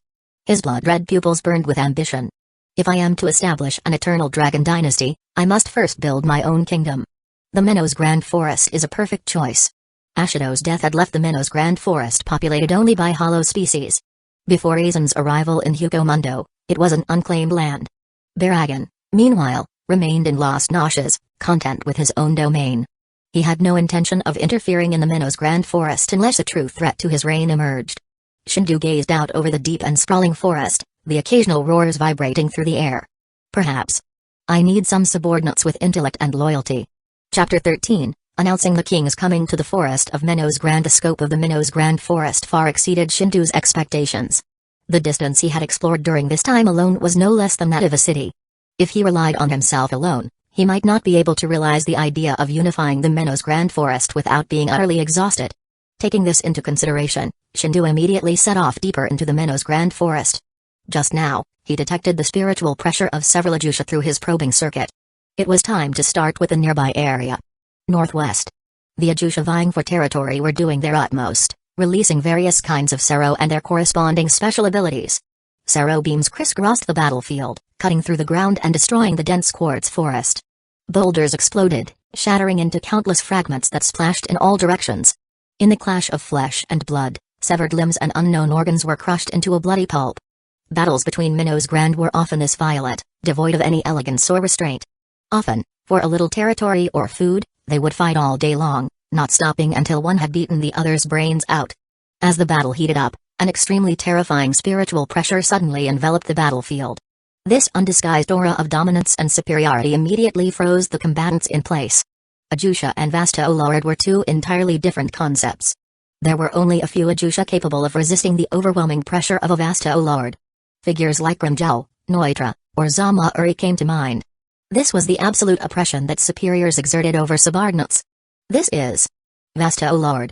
Is it the evil dragon from the upper zone? It actually evolved successfully. Unlike Jillian, Ajusha possessed varying degrees of intelligence. From the moment they began evolving, the level of their wisdom was determined. Relatively speaking, their violent tendencies would also be restrained to a certain extent. But on the whole, they were still a group of beings not easy to control. It was no secret that Shendu hailed from the upper zone. Over countless years, innumerable Ajusha had attempted to evolve, but most had failed. Only a very small number succeeded. Countless scarlet eyes now stared into the distant darkness, the direction from which the Vesta Lord's spiritual pressure emanated. Accompanied by the sound of gravel crunching beneath his feet, a tall figure gradually appeared in the Ajusha's field of vision. His slender body bore defined but restrained muscle lines, unlike other Ajusha known for their brute strength, whose bodies were as solid as rock. Dark green skin adorned with black lines gave him an ominous appearance. With each step Shendu took, the surrounding temperature rose, and a faint sulfuric smell filled the air. The Ajusha felt their lungs burning with each breath, and some, who had evolved additional lungs, were already on the verge of suffocation. Even the residual fire-like demonic energy released unconsciously from Shendu's presence was enough to make them tremble in fear, rendering them incapable of resisting. As an Ajusha, Shendu had been capable of killing other ordinary Ajusha. Now, as a Vesta Lord, his strength could crush them with ease. His cold gaze swept across the group, his overwhelmingly oppressive spiritual pressure enveloping them entirely. Silence. Not even the sound of breathing could be heard. The Ajusha had no idea what Shendu's intentions were, leaving their expressions stiff, their bodies petrified, and their thoughts paralyzed by fear. They feared that if they displeased this Vesta Lord even slightly, he would chop them up and devour them. Shendu observed this strange group of beings, feeling a bit helpless. If only one of them resembled something close to human. No, that was asking for too much. If even one of them exhibited some semblance of human traits, he wouldn't have been so frustrated. While appearance meant little to a hollow. This group looked far too absurd. The minnows grand in the upper zone were already abstract enough. Yet, after coming to the Minnows Grand Forest, Shendu realized the ones in the upper zone were at least identifiable. Even Tesla, whom he had killed earlier, was more distinguished in appearance. I have no choice, Shendu sighed internally. Having made his decision, his cold and piercing gaze softened slightly. He opened his mouth, wisps of white mist escaping through his teeth, and his already terrifying aura intensified. A magnetic yet oppressive voice resounded in the dark forest. Surrender, or die. His tone carried a hint of tyranny. Any Minnows Grand showing abnormal behavior would face the wrath of his fiery demonic energy. Under his pressure, everyone trembled. They maintained their rigid postures, afraid to act out of line. As Shendu grew impatient and prepared to annihilate the group, a vulture-like Minnows Grand knelt down, its wings and sharp claws prostrated in submission. Its head lowered beneath its wings as it rasped, "Great Vesta, O Lord, I choose to surrender." The first surrender shifted the atmosphere in the arena. With one breaking the ice, the remaining Ajusha became less obstinate. One by one, they knelt, addressing Shendu with reverence as Great Vesta, O Lord, and imitating the vulture-like Minnows Grand's display of submission. Within seconds, all had surrendered. Among the 10 Ajusha, not one dared to resist. This left Shendu somewhat disappointed. He had hoped to demonstrate his might to solidify his deterrent presence in their hearts. Among Minnows Grand, surrender lacked loyalty. What they submitted to was not Shendu but his overwhelming power. If one day he were defeated by another Minnows Grand, this group would turn on him without hesitation. You will not regret today's decision, Shendu's magnetic voice echoed in their ears, his oppressive spiritual pressure intensifying. Some of the weaker Ajusha could even smell death in the air. Go, proclaim the coming of the king to the Minnows Grand Forest. Let the name of Shendu resound throughout the forest of Minnows Grand. Chapter 14, The Grand Firework That Breaks the Pattern. The Ajusha finally know the name of the new Vesta, O Lord. After Shendu's spiritual pressure gathered, these guys didn't hesitate, they scattered and ran in all directions. This is not fleeing. Instead, it is executing Shendu's orders. Since they chose to submit, they will carry out his orders extremely faithfully until Shendu is completely defeated or dies. The strong are respected. This is Hueco Mundo's law of survival. There are not so many pretenses, let alone duplicity. Even a thorny head like Grimjaw will choose to obey Aizen's orders in certain things. Not to mention these low-level Ajusha at the moment. Shendu looked at the backs of the Ajusha who were going away with deep highs, letting these guys play their corresponding roles. A single powerful force may ascend to the throne of the sky in this huge world. But to build your own dynasty, you must conquer suitable and useful subordinates. 10 Ajusha, even in the forest of Minnows Grand, are not a weak force. They have the power to manipulate Jillian. The real challenge lies in dealing with other Ajusha. And the danger is lurking in the dark. Shendu does not think that the Minos Grand Forest has seen only one Vasta Lord evolve successfully in the history of thousands or even tens of thousands of years. But he didn't expect that not long after he subdued those Uchiha, he would encounter the first similar. A slender figure with a white skeleton inlaid on the outside. There are dense sharp teeth growing on its arms, moving gently as if with independent consciousness, devouring the high-density spiritual particles in the air. Like a ghost mask resembling a prajna, its blood-stained fangs exude a strong fishy smell, and a pair of blood-red eyes reveal unconcealable tyranny and greed. Long time no see, Vasta, O Lord. A hoarse and jerky sound came from the fangs. It seems this figure hasn't spoken for a long time and has to think for a long time every time it speaks. Really, it's so beautiful. My name is Salvador, and I am the first Minos Grand who became a Vasta Lord in the forest of Minos Grand. With a distorted pale face, Salvador spoke in a low tone, recalling the past. There are many guys from the upper zone who break into the forest of Minos Grand, trying to eat the Uchiha here and evolve to Vasta Lord. Without exception, they were all eaten by me in the end. Salvador's tone suddenly increased. Now. It's your turn. Ka. The dense teeth on Salvador's arms made overlapping sounds, and in an instant, more than a dozen identical figures appeared. They attacked Shendu from different angles. Shendu's ears were filled with countless overlapping clicks, and he suddenly felt dizzy. This feeling, even when spiritual pressure is released to the maximum, cannot be alleviated in the slightest. It belongs to this guy's unique ability. Although he was at a disadvantage, Shendu didn't panic at all. Instead, a more cruel tyranny appeared on the face of the evil dragon. Is this why the other Vasta Lord were devoured? Pooh. The arm with dense teeth cut Shendu's dark green skin. Blood gushed out and was devoured bit by the teeth. Up Salvador's arm, the blood began to dye it red. As the severe pain came from his chest, Shendu also temporarily got rid of the dizziness's side effects. Salvador's special ability seems to be derived from the collision of the teeth on his arm. It can completely ignore other Minos Grand spiritual pressure. No wonder he was able to devour other evolved Vasta Lord. Really, delicious blood. The teeth on Salvador's arm swallowed Shendu's blood, and the entire Minos Grand fell into a state of intoxication. To Salvador, the seemingly tyrannical guy in front of him was no different from the Vasta Lord he had eaten before. Maybe it's just that Shendu looks better by a billion points. I also agree with your point of view. Shendu seemed unbothered and calmly agreed, it's just that, have you always been so brainless? Or, has long-term victory completely anesthetized your nerves? Salvador was startled awake by Shendu's calm dragon face in astonishment. In the depths of Shendu's blood-red pupils, there was full teasing and disdain. The moment he saw this look, Salvador finally came back to his senses and subconsciously tried to pull his arm away. Too late. Shendu stretched out his sharp claws like lightning, locking the arm full of teeth with irresistible force. Devil's blood is not so easy to swallow. Accompanied by his magnetic voice, the blood-fed teeth lit up red one by one. Salvador panicked completely. He could clearly feel that his body seemed to be a volcano about to erupt. The scorching heat spread from his arms to his heart, lungs, and brain. Fear. After a long absence, it returned to Salvador's emotions and became his only sensation. The forest of Minos Grand needs a spectacular firework. Shendu spoke to himself, uninterested in speaking to Salvador further. To him, this guy was already dead. Before the encounter, Shendu had expected an arduous battle. But he didn't expect Salvador to devour his blood without hesitation. As a demon, Shendu's blood contained the magic of fire and the power of dragon talisman. Letting the devilish energy of fire wreak havoc in Salvador's body was not a loss. With the death of a Vasta Lord, the forest of Minos Grand will remember. In the depths of Shendu's blood-red pupils, a bright golden light gradually appeared. The light containing scorching power shot out from his pupils, instantly igniting Salvador's body. Bang! The bursting flame turned into a soaring pillar of fire, instantly piercing through the sky of the Minos Grand Forest and heading straight to the upper zone. The endless heat wave, with Shendu as the center, radiated and devoured vigorously. At this moment, all Minos Grand in the forest of Minos Grand looked up and saw the gorgeous fireworks blooming above. Outside a cave, a vulture like Minos Grand looked excited. Pointing to the fireworks with its messy feathered wings, it said to the gathered Uchiha, "See it? That is the power of the great Lord Shendu." Flames burst, shattering the barren desert layers of Hueco Mundo.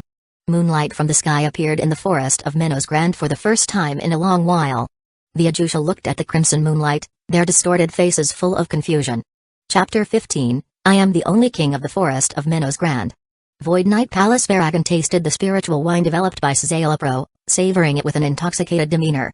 Every time he reflected on it, He felt that subduing the Vasto Lord named Szayelapro was the most correct decision he had ever made in his life. But as he was immersed in his thoughts, the forest of Menos Grand erupted. Gorgeous fireworks of Vasto Lord spiritual pressure burst forth, blooming spectacularly in Hueco Mundo. Scorching heat waves swept out in all directions like waves, melting the white sand and engulfing the boulders. Some small creatures or less fortunate animals, unable to escape in time, were disintegrated into spirit particles by the intense aftermath, leaving not even a trace behind. Flames surged into the sky as roaring mushroom clouds rose amidst the scattered fire. The white sands and stones of Hueco Mundo were swept away by the brutal winds, replaced by the dazzling heat of ultimate power. Baragon's skeletal fingers stiffened slightly, piercing the stone wine glass in his hand. Even from the distant Void Knight Palace, the magnificent scene could still be vaguely observed. But what shocked Baragon even more was the spiritual pressure emanating from within the flames, the unmistakable presence of El Salvador. Baragon knew well of the Vasto Lord hunter lurking in the forest of Menos Grand. El Salvador had always avoided challenging Menos Grand stronger than himself, even deliberately hiding his presence. This made it difficult for Baragon to do anything against him. In occasional confrontations, El Salvador would only lose slightly before retreating from the battlefield. But now, El Salvador had directly exploded with power. Incredible. The stone wine glass in Baragon's hand seemed to crumble from the weight of countless years, turning into fine gravel and disintegrating into the air. Could it be a newly evolved Vasto Lord? When Shendu had first evolved, Baragon had considered it an amusing addition to his otherwise boring life. But in the blink of an eye, the strength of this newly evolved Vasto Lord now seemed capable of threatening his own position. The transformation from prey to hunter. Baragon's voice echoed through the empty halls of the Void Knight Palace. Hueco Mundo can only have one king. Shendu had no interest in whether or not Baragon was aware of his existence. As the current king of Hueco Mundo, ruling over the Void Knight Palace, Shendu knew that a war between himself and Baragon was inevitable. Now that he had already evolved into a Vasto Lord, there was no reason to delay announcing his arrival. As for Szayelapro, the researcher, Shendu didn't think much of him. Until Azan officially revealed himself in Hueco Mundo, Szayelapro would continue being a competent researcher in peace. Shendu withdrew his gaze from the fiery sky, muttering to himself. Perhaps that guy has other plans. At the critical moment, he recalled Szayelapro's obsession with various living materials. There was a certain probability that Szayelapro now had his eyes on him. Rolling quicksand flowed toward the crater above the forest of Menos Grand, attempting to refill the area once more. The wind blew to assist the quicksand in this seemingly impossible task. Without sparing it a glance, Shendu strode toward his previous destination. Defeating El Salvador had cost him little time. The unification of the forest of Menos Grand continued. With El Salvador as an example, the remaining Uchiha grew far more obedient. The moment they sensed Shendu's spiritual pressure, they knelt immediately, paying homage with the utmost reverence. With the spreading word of these Uchiha, Shendu's unification of the forest of Menos Grand progressed much faster than before. The sheer size of the Menos Grand forest exceeded his expectations. It rivaled, if not surpassed, the scale of human cities in the present world. It was no wonder Ashido had battled within this forest for centuries without making much impact. Hueco Mundo, like Soul's society, had birthed countless beings over hundreds of thousands of years. What appeared here was but a fraction of their true numbers. Of course, for Shendu, this was still manageable. As his name spread across the forest of Menos Grand, the Uchiha he subdued grew exponentially.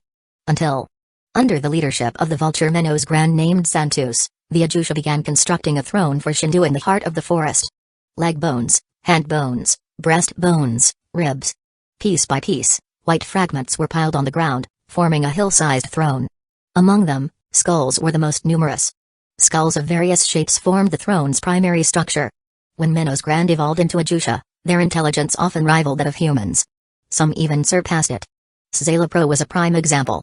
And there was no doubt that Santus, the vulture Menos Grand, was similarly intelligent. At the very least, he knew how to curry favor with those in power. With his wings flaring behind him, Santus proudly supervised the Uchiha's efforts. Fool! If you dare place that pelvis on the throne, I swear you won't see the sun tomorrow. Boom! With a swift sarrow, the offending pelvis in a confused Menos Grand's hands was incinerated into ashes. But Santus, we've never seen the sun. A timid Uchiha mumbled. It's a metaphor, idiot. A metaphor. Understand? Santus raged, shedding feathers in his fury. Hueco Mundo was perpetually night, its moon opposite the present world. None of the Menos Grand had ever seen the so-called sun. Even Santus had only heard rumors of it.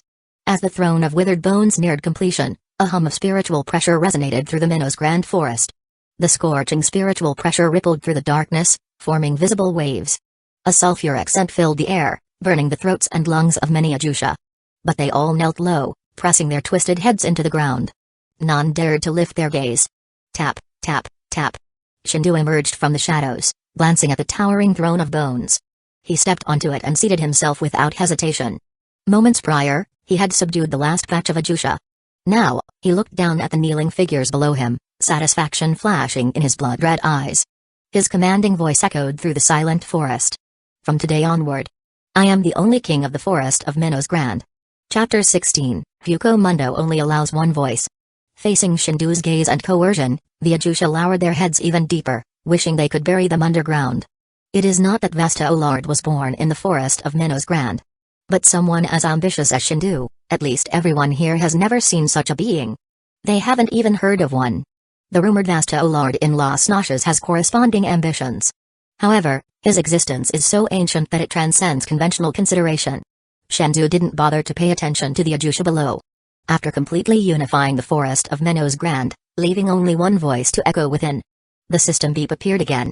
The third step toward the ultimate has been completed, template progress increased, 20% 25%, unlock the Bull Talisman, current abilities, Dragon Body, Demonic Fire Chi, Dragon Talisman, Pig Talisman, Bull Talisman, Spiritual Pressure, First Class Spiritual Pressure, pending evolution. With the unlocking of the Bull Talisman, Shendu's dark green dragon body, seated above the throne, emitted a dull cracking sound reminiscent of firecrackers. The perfect muscle lines twisted and wriggled visibly to the naked eye. Shendu only felt as though he was a volcano about to erupt, with boundless power contained within every cell. The Bull Talisman, representing absolute pure strength. Although the Uchiha didn't know exactly what had transpired, as Minnows Grand, they were best at sensing danger. Their detection circuit not only identified enemy spiritual pressure but also perceived fatal threats. If the prior Shendu was merely a boulder weighing on the hearts of the Uchiha, the present Shendu was akin to a towering mountain. Simply standing in the presence of their new king evoked a suffocating sense of ultimate dread. This also made their trembling, prostrate bodies quiver even more violently. Shendu was somewhat intoxicated by the power of this advancement and his ambition grew as well. Now that he had begun establishing his own territory, the next step was clear. Expand this domain to encompass all of Hueco Mundo. Shendu didn't know the exact timeline, but Aizen could arrive in Hueco Mundo at any moment to initiate his plan. Before that happens, he must possess sufficient strength. Strength enough to engage with Aizen as an equal. This was Shendu's ultimate goal. Let's begin. He placed his left hand on a pile of dry bones, propped his ferocious face with his right hand, and surveyed the Uchiha below with his blood-red eyes, his gaze exuding tangible oppression. Starting from the forest of Minnows Grand, expand outward across Hueco Mundo. If you encounter an enemy you cannot overcome, have Santis report to me. I will deal with it personally. The magnetic sound reverberated beneath the throne, imprinting deeply in the minds of the Uchiha. While they trembled, uncontrollable excitement also surged within the hearts of these naturally ferocious beings. As Minnows Grand, beings inherently wild and untamed, how could they not feel bored by their monotonous existence? If given the chance to make the entire world kneel before them. What an exhilarating notion that would be. Shendu observed the Uchiha, now mobilized and eager, his eyes remaining deep and calculating. Unifying Hueco Mundo would be far more challenging than unifying the forest of Minnows Grand. As a lower region, the forest of Minnows Grand housed few Uchiha with true combat prowess. Most of the Uchiha here could barely withstand Shendu's spiritual pressure, let alone fight him. But Hueco Mundo was another matter entirely. Coyote Stark, who had tremendous spiritual pressure, and Baragan Lusenbairn, the master of Hueco Mundo, were prime examples. Even Shendu harbored little confidence against them. Baragan's power to decay and age was sufficient to dominate Hueco Mundo. It was nearly impossible to confront him head-on without achieving a transcendent level of spiritual pressure. Yet, since Aizen had not yet arrived in Hueco Mundo officially, those Espada wandering across Hueco Mundo would ultimately belong to Shendu. Shendu turned his gaze toward the vast pit that remained unfilled, where the moonlight shone. The juxtaposition of blood-red and ghostly white imbued a sense of tranquility, one entirely incongruent with the current environment. The Uchiha emitted deafening roars, causing the ground to tremble and scattering gravel far and wide. Under Santis's watchful eye, the Uchiha of the forest of Minnows Grand led their Jillian troops toward the upper zone. Las Noches. Baragan gazed down at the figure shrouded in white bone with a cold, sharp glare. The newly evolved Vasta Olard in the forest of Minnows Grand is called Shendu. Short pink hair framed the ears of the speaker. It was unmistakably Pro. In Baragon's presence, he remained in his Vasto-Lord form, so as not to provoke the suspicion or ire of the arrogant king before him. He wields the power of fire, far surpassing the spiritual pressure of others of his kind. Szayelaporro hesitated for a moment but refrained from disclosing that Shendu's successful evolution was due to his intervention. His defenses are also extraordinary and cannot be breached by ordinary attacks. Having said this, he raised his head to regard Baragon directly and offered a flattering smile. But none of this poses any threat to you, the king of Hueco Mundo. Baragon flexed his bony hand and replied solemnly, as you can see, the power of time is invincible. Through the moonlight, his skeletal palm appeared translucent, wreathed in an ominous black aura. Although I am uncertain of that creature's ultimate purpose. Szayelaporro's tone carried a hint of menace. It's clear that Shendu's ambitions are far more terrifying than I initially anticipated. Even with his immense confidence in his own power, Baragon couldn't fully conceal a flicker of displeasure upon hearing such words. Hueco Mundo had no place for power-hungry schemers. Your Majesty, I implore you not to let this individual go unchecked. It was only due to his unique status as Las Noches' foremost researcher that Szayelaporro could address Baragon in this manner. His innovations, architectural advancements, spiritual cuisine, and the development of Minno's grand abilities had brought significant change to Las Noches. Had it been another Minno's grand speaking such words, they would have been reduced to nothingness in an instant. Baragon directed his gaze toward the forest of Minno's grand, his eyes narrowing ominously. Vasto-Lord Shendu. Prepare for war. Hueco Mundo can have only one voice. Chapter 17, expanding into the distance, another Vasto-Lord the Minno's Grand of the Night Palace faithfully carry out Baragon's orders. In their view, Baragon, who exists as the king of Hueco Mundo, is the only god in Hueco Mundo. It is what they believe in. The Uchiha moved. Led by a Birama Ritter, an army with Uchiha as the main combat force was quickly assembled. Unlike Soul Society, there is no feasible training method in Hueco Mundo. The only way to evolve is to constantly devour others of the same kind. However, the difficulty for Hollows to evolve into Minno's Grand is far lower than that of Shinigami. This is why the Soul Society rarely launches a conquest against Hueco Mundo. The number of Minno's Grand far exceeds the number of present officers and captains. Once a real war is launched, it will bring destruction to the world. For this reason, both Baragon and Yamamoto Genryusai try their best to avoid such a situation from happening. As the most powerful beings in the current world, they do not want to see the end of the world. Even if this doomsday would have little impact on them. Under the gaze of Baragon's deep eyes, a Birama Ritter waited and set off.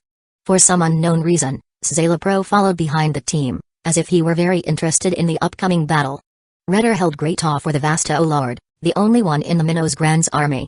Maybe at a critical moment, this man will make a move, Ritter thought.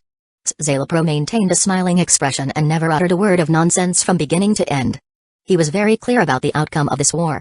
Long before the Minno's Grand army set out, Shendu's fate had been decided. In the direction of the forest of Minno's Grand, the densely packed Minno's Grand were dispatched and galloped in all directions of Hueco Mundo. Viewed from a very high altitude, dense black shadows swarmed across the pale expanse of Hueco Mundo like a tide. Most Gillians have little intelligence and are at the mercy of the Uchiha.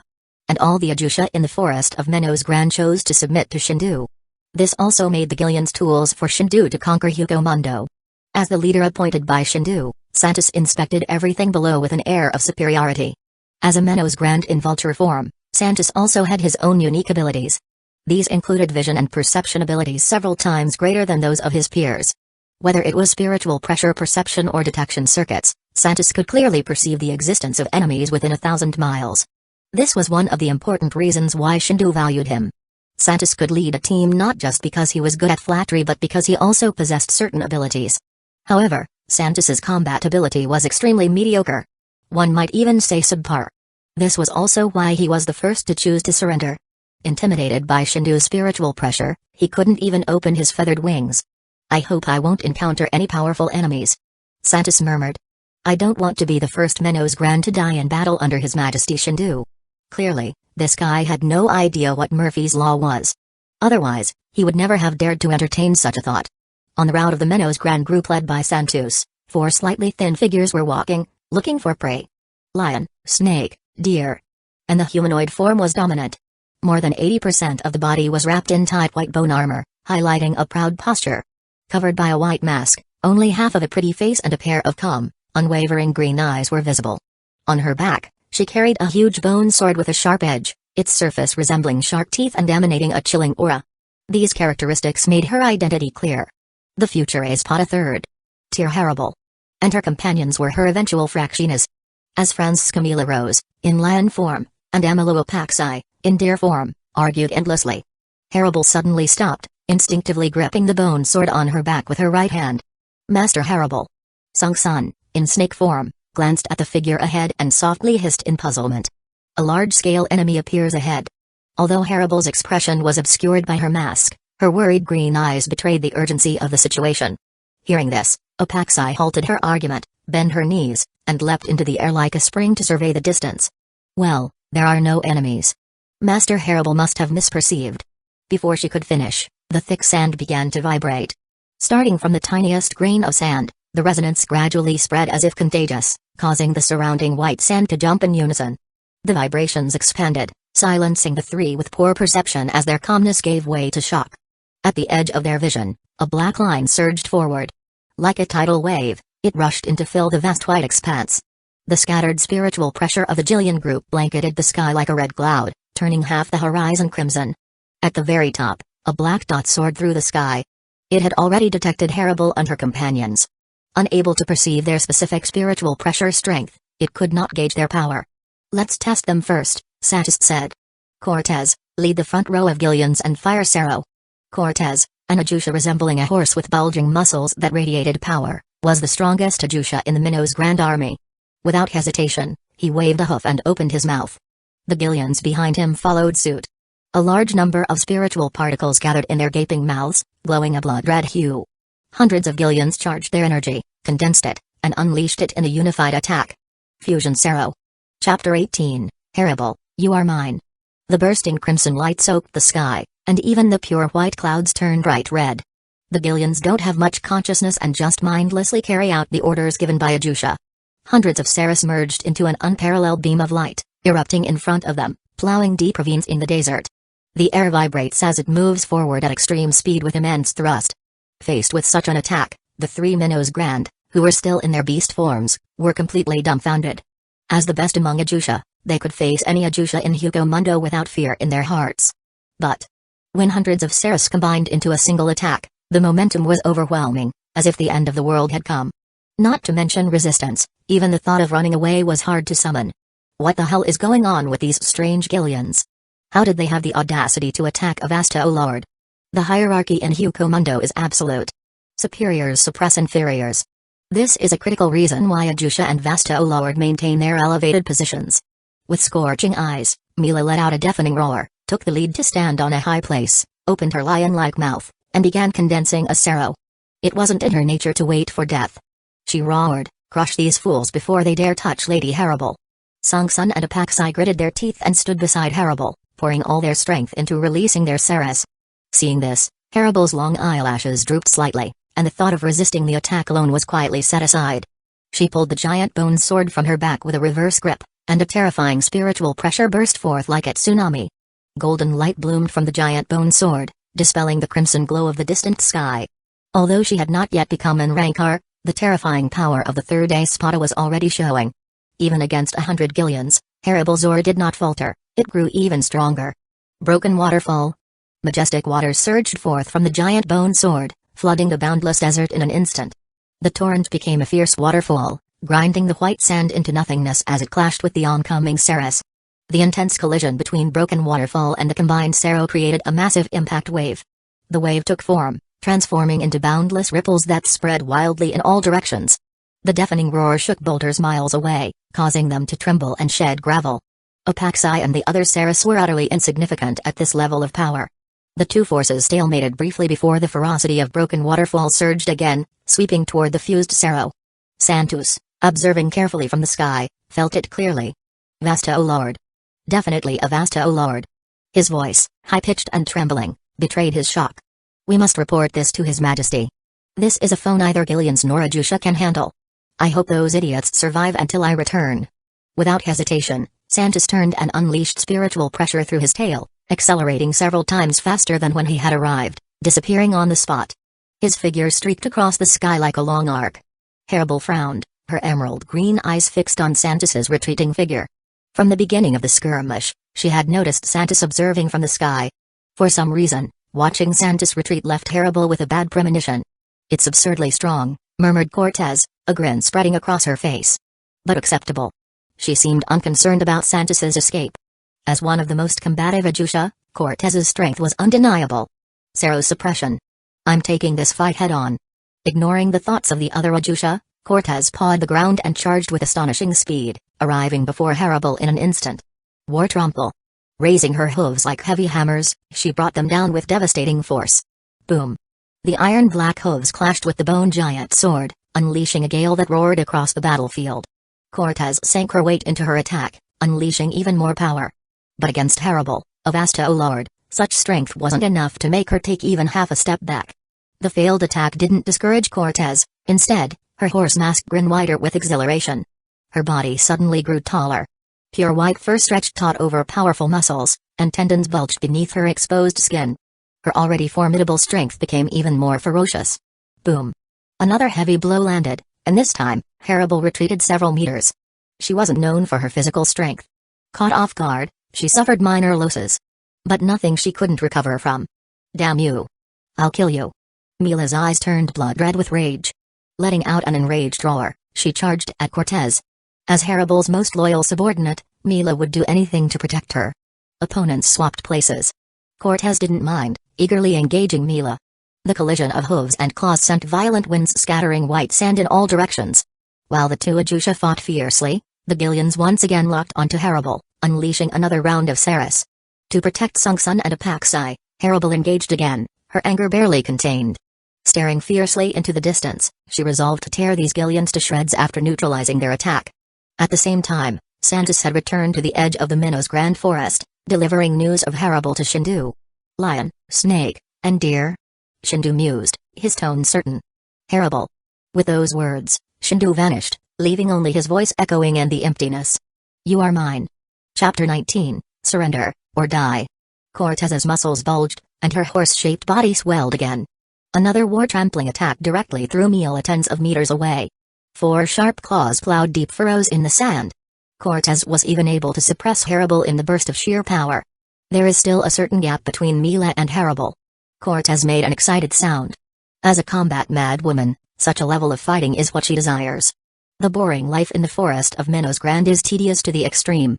Swearing allegiance to His Majesty Shendu is the most correct decision she has ever made in her life. The howling wind rang through the desert. The turbulent broken waterfall crushed Zero once again, completely annihilating it. The anger deep in Terrible's heart could no longer be suppressed, like a raging tide of fury. Boom. The azure sea tide turned into a surging waterfall, falling from midair at ferocious speed, even breaking the air barrier and cracking the sand surface. Not every corner of Hueco Mundo's lower area is the forest of Minnow's Grand. On the battlefield here, there are only endless piles of white sand. With the intelligence of the Gillian group, they didn't have the consciousness to dodge and rushed forward recklessly. The broken waterfall resembled a mountain collapse, and its terrifying force acted on every Gillian's body. Gillian with stronger defenses fared slightly better. At most, their tree branch-like nasal bridges were smashed, their masks were shattered, and their chances of re-evolution were ruined. Gillian with weaker defenses looked much worse. Their long black bodies were broken by the waterfall, and blood flowed into the azure tide, adding splashes of different colors. Terrible didn't give the Gillian group a chance to regroup, spinning and disappearing in place immediately. When she reappeared, that proud figure had already rushed into the Gillian group. The giant white bone sword was raised and glowered, and the Gillian in front of her was slain on the spot. The other Uchiha bared their teeth, their twisted faces full of ferocity. Spiritual pressure exploded as they attacked Terrible defiantly. However, their struggle was no different from that of ordinary Gillian. Against an opponent of Terrible's level, it only meant enduring an extra cut before death. And more than this, it was still a one-shot kill. Except for outstanding Uchiha like Cortez, the rest of the Uchiha were completely overwhelmed. They had no way to fight back. This was like a battle between a Shinigami captain and seated officers. Utterly one-sided. Just when the Minnow's Grand Group was about to be annihilated by Terrible, a more terrifying spiritual pressure descended upon the battlefield. A scorching breath filled the air. The unmistakable smell of sulfur permeated the surroundings. Another hoof sent Mila flying again. Excitement flickered in Cortez's red pupils. His Majesty is coming. As soon as the words left her mouth, Mila, who was planning to attack again, froze in place, a rare flash of fear in her eyes. His Majesty? Could it be the skeleton from Las Noches? The being capable of making someone like Cortez surrender must also be a Vasta Lord, and one of the best. Mila growled anxiously, trying to warn Haribal. However, when she looked over, she saw Haribal's expression had grown unprecedentedly grave. As the spiritual pressure approached, it felt like a mountain collapsed, pressing into every hollow heart. Mila, Sung Sun, and Apaxi subconsciously gathered together, trembling as they felt each other's slight shivers. This was instinctive fear. Definitely a Vasta Lord. When the spiritual pressure fully descended, they confirmed this thought. While trembling with fear, Mila and the others cast worried glances toward Haribal. Lord Haribal. Bang, bang, bang. Dull sounds echoed from afar. Every step seemed to trample on everyone's hearts, suffocating them with raw power. It appeared. The seemingly slow figure covered an immense distance with every step. When the dark green body appeared within sight, emotions varied. The fear deep in Mila and the others' eyes peaked. A strange Vasto Lord. A terrifying dragon-like existence.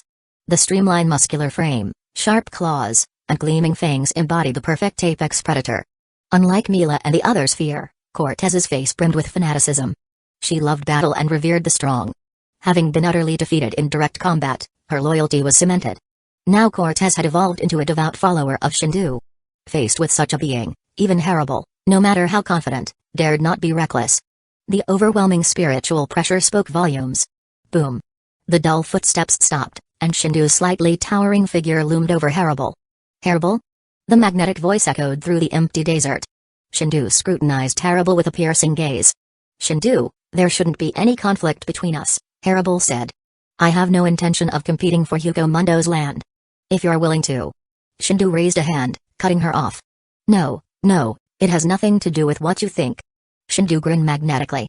I do as I please, unconcerned with others' opinions. This is an inevitable war.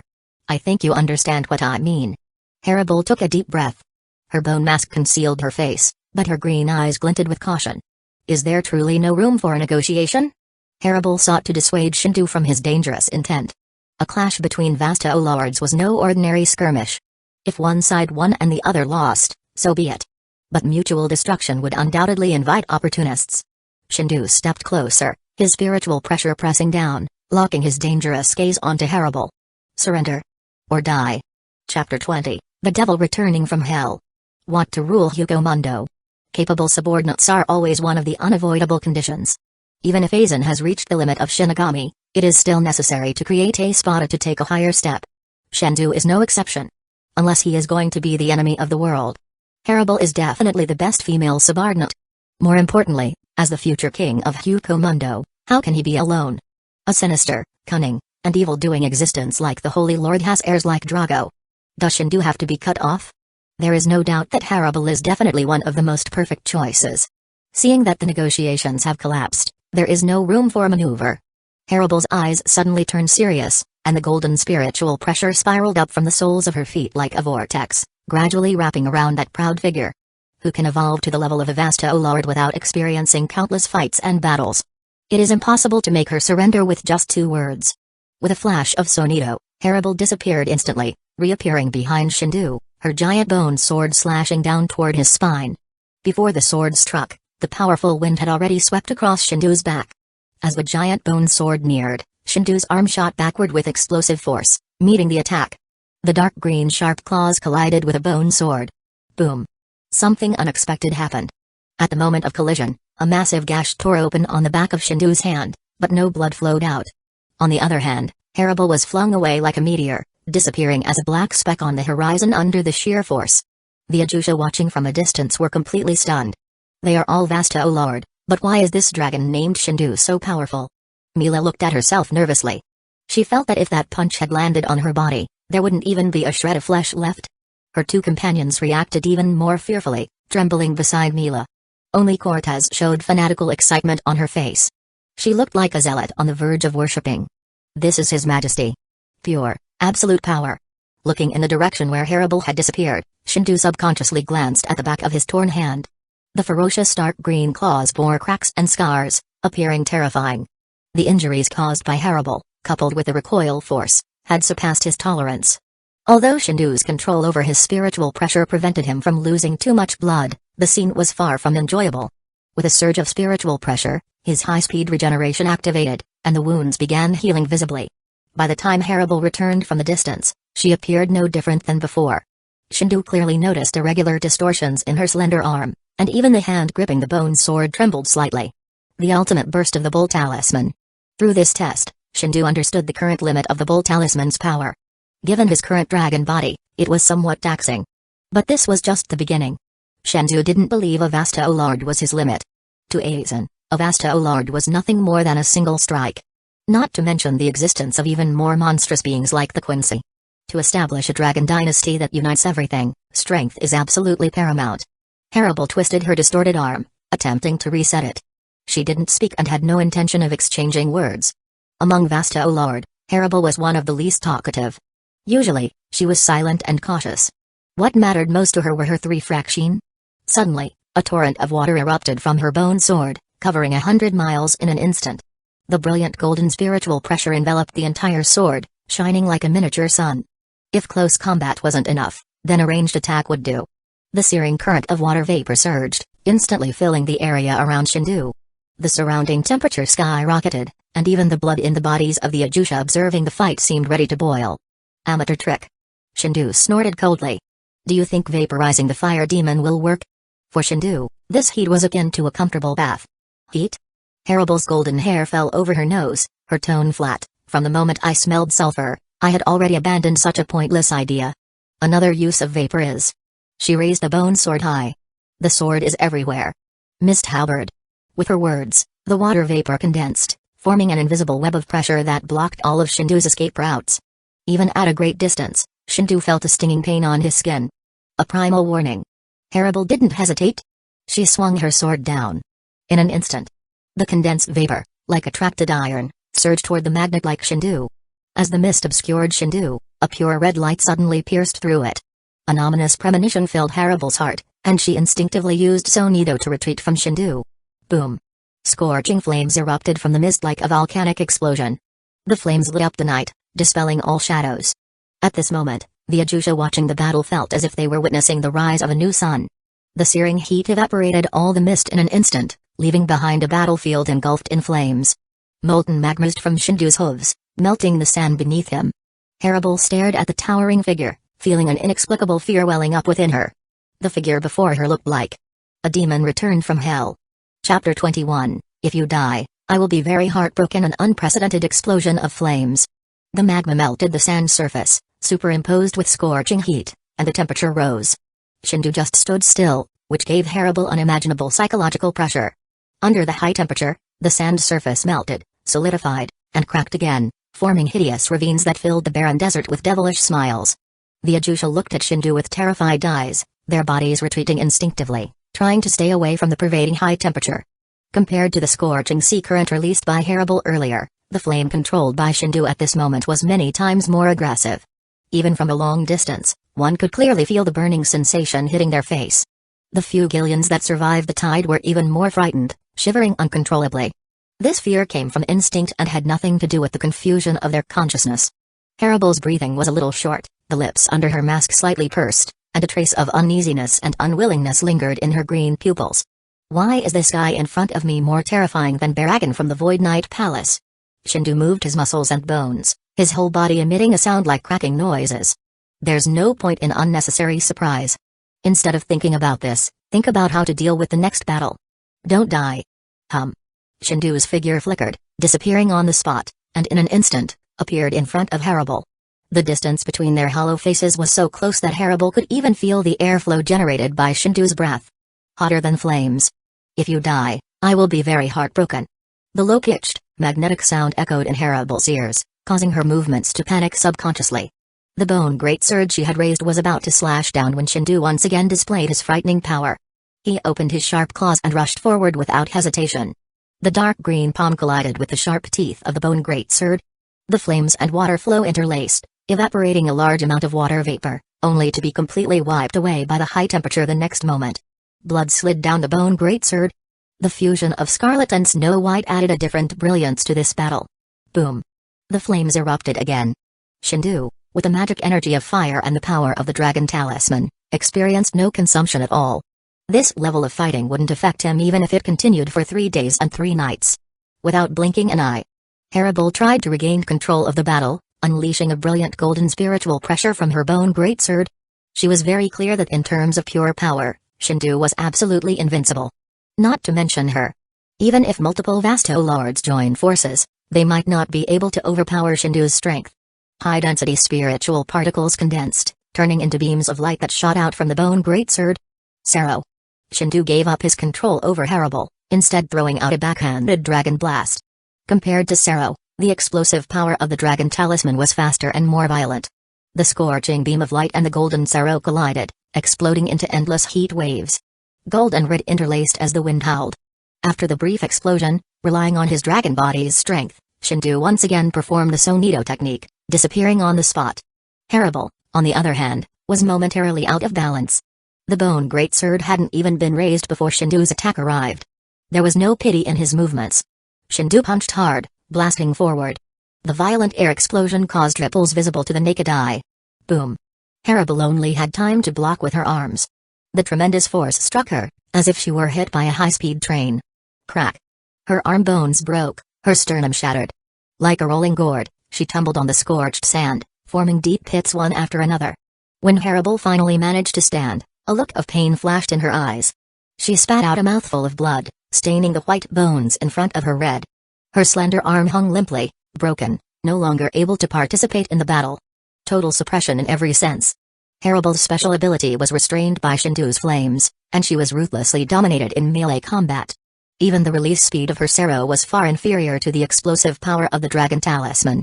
Shendu stretched out his dark green palm, spreading it in front of Harable. I cherish an existence like you, even in battle. It would be a sad thing if someone as exquisite as you, like a work of art, was destroyed by combat. If Harable, with her rebellious demeanor, truly surrendered, her loyalty would undoubtedly be unparalleled. Compared to some weak and disobedient subordinates, the coffee-colored Menos Grand in front of him was undoubtedly a treasure. Shendu was not stingy with his admiring gaze. Don't underestimate any Vasto Lord. Even at a disadvantage, Harable showed no sign of discouragement. Crisis and strength coexist.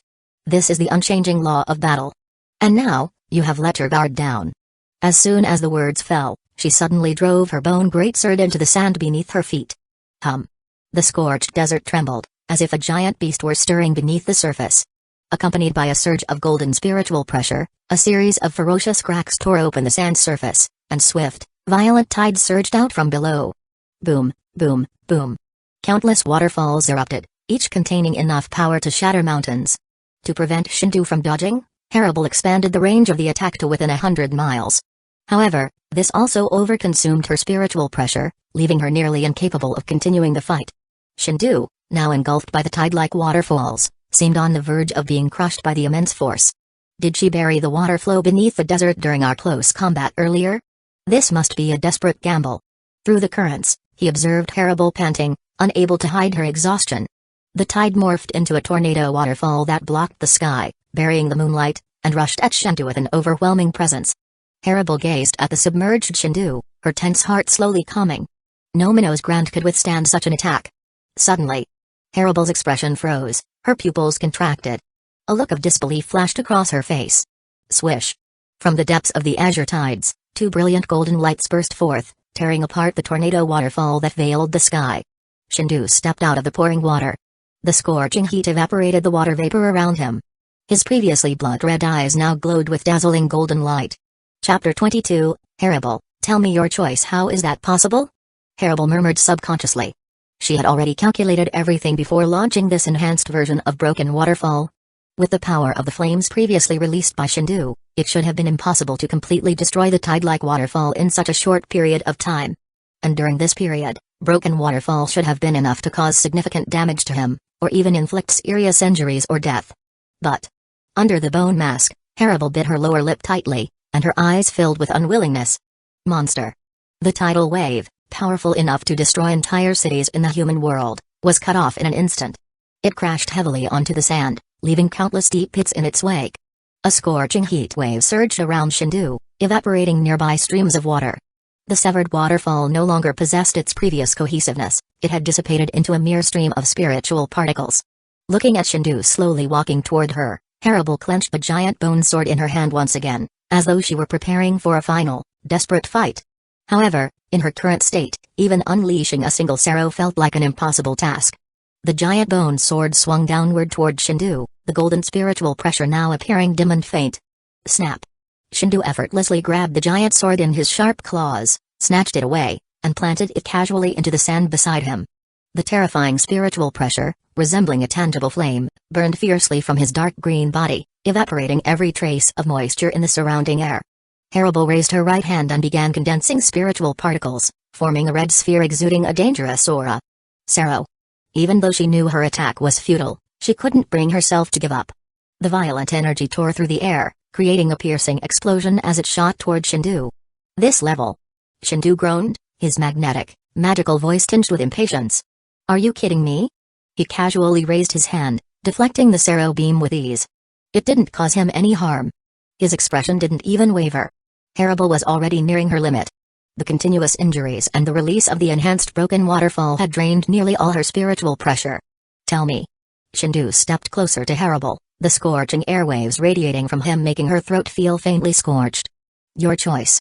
Harable met Shendu's gaze unflinchingly, her eyes filled with stubbornness and defiance. I can never. Before she could finish her sentence, Shendu interrupted casually, after you die, I'll make sure those 3 little ones are buried with you. You don't have to thank me. As a Vesta, O Lord, this is the proper funeral arrangement. Harable's expression froze instantly, and she subconsciously glanced at Apaxai, Sung-san, and Mila, who were watching the battle from a distance. They would never abandon Harable and flee before the fight was completely over. Rage flared in her heart. This Vesta, O Lord named Shendu was even more despicable than Baraganlusen Bairn.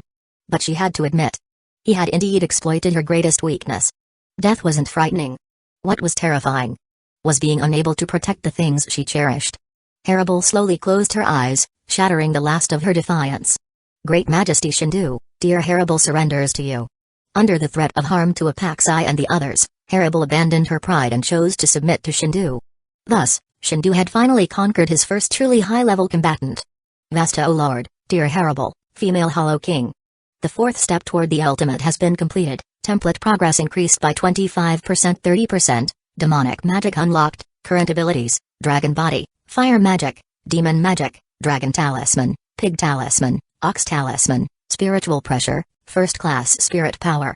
Pending evolution, another unexpected development occurred.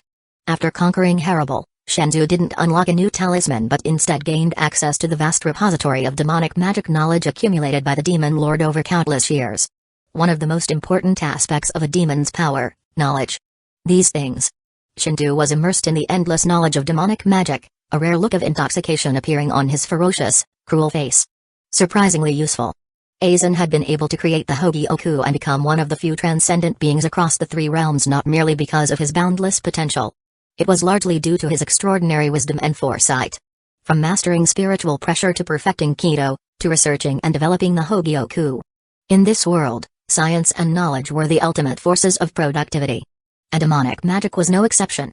Shendu's thoughts drifted through the ocean of magic knowledge, processing the new abilities he had acquired. There was a trace of confusion in Harable's gaze as she watched him, unsure of the meaning behind his actions. Was he regretting his decision? Had her delayed response irritated him? Countless thoughts swirled in her mind.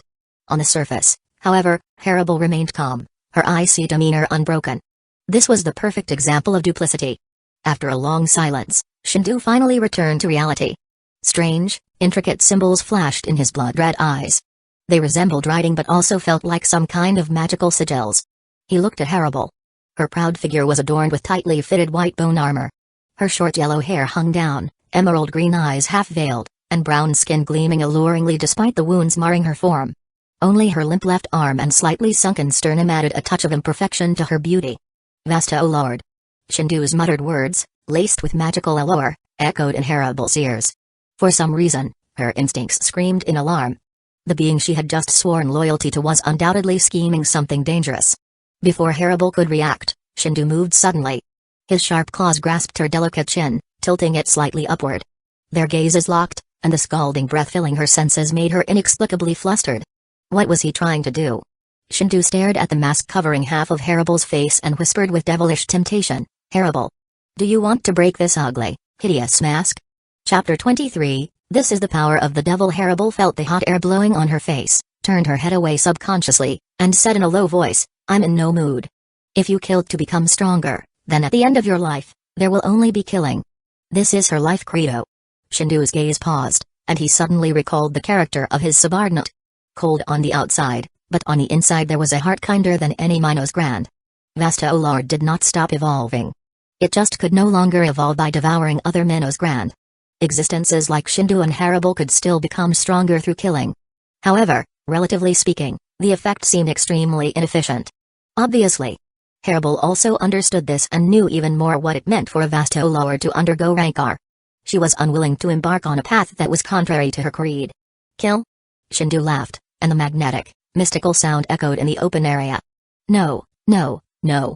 If you want to complete Rancor and do it through killing for 100 years, or even longer, you probably won't make it.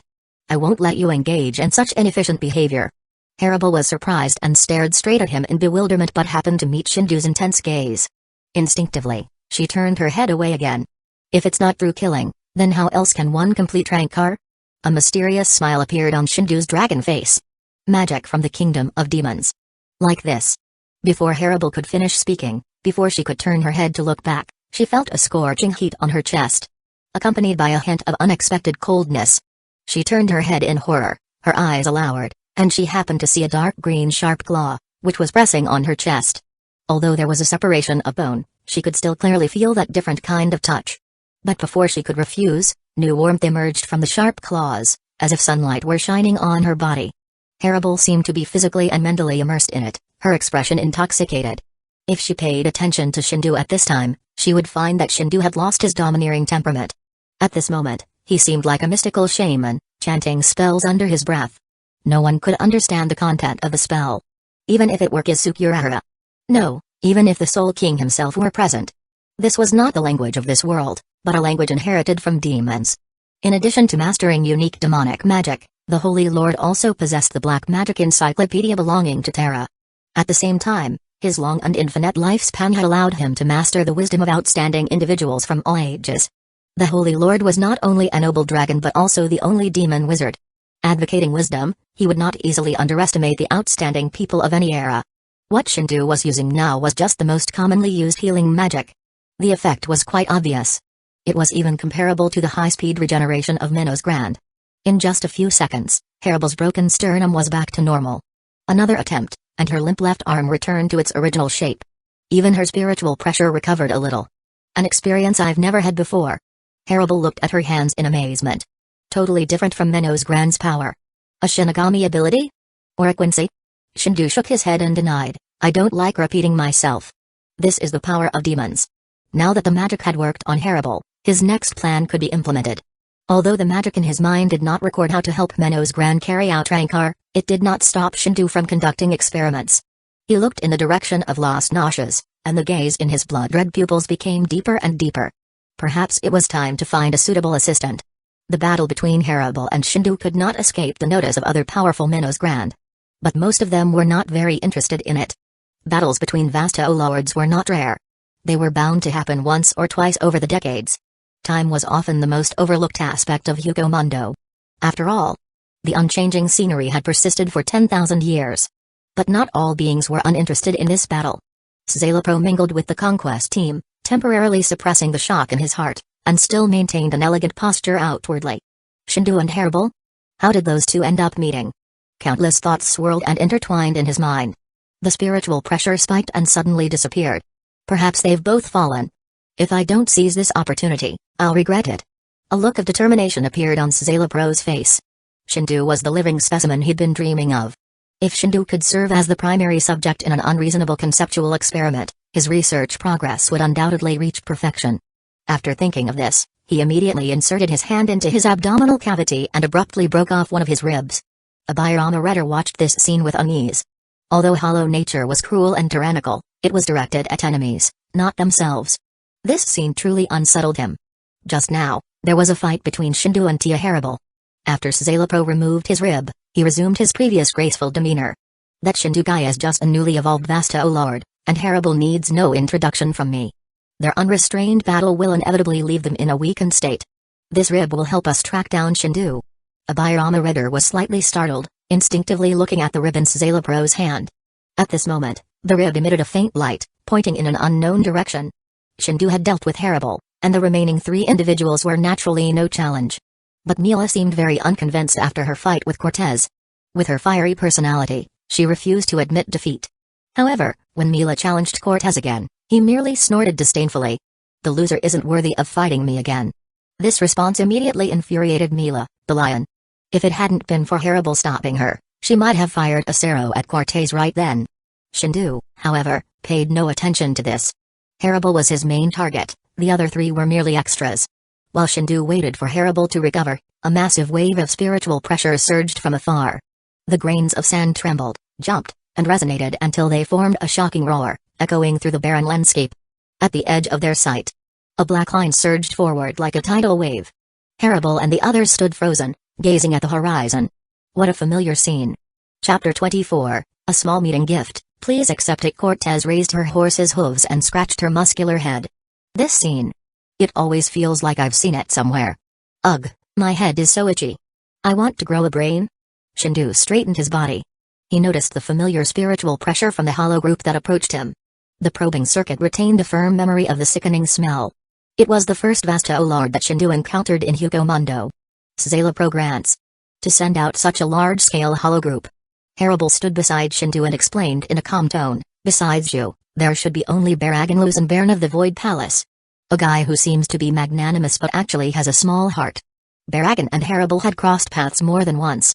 As the king of Hueco Mundo, Baragan had invited Haribel to be his subordinate and fought for it.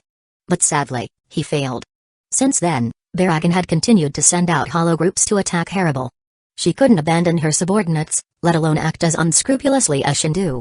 You know, the hollow group sent by Shendu, except for Cortez and Santos, was almost killed by Haribel. Only a few Uchiha and a couple of lucky Gillians remained. Facing a Vasto Lord, all they could do was wait for the slaughter. Szala Progrants, Haribel's expression remained unchanged from beginning to end. I sensed his spiritual pressure.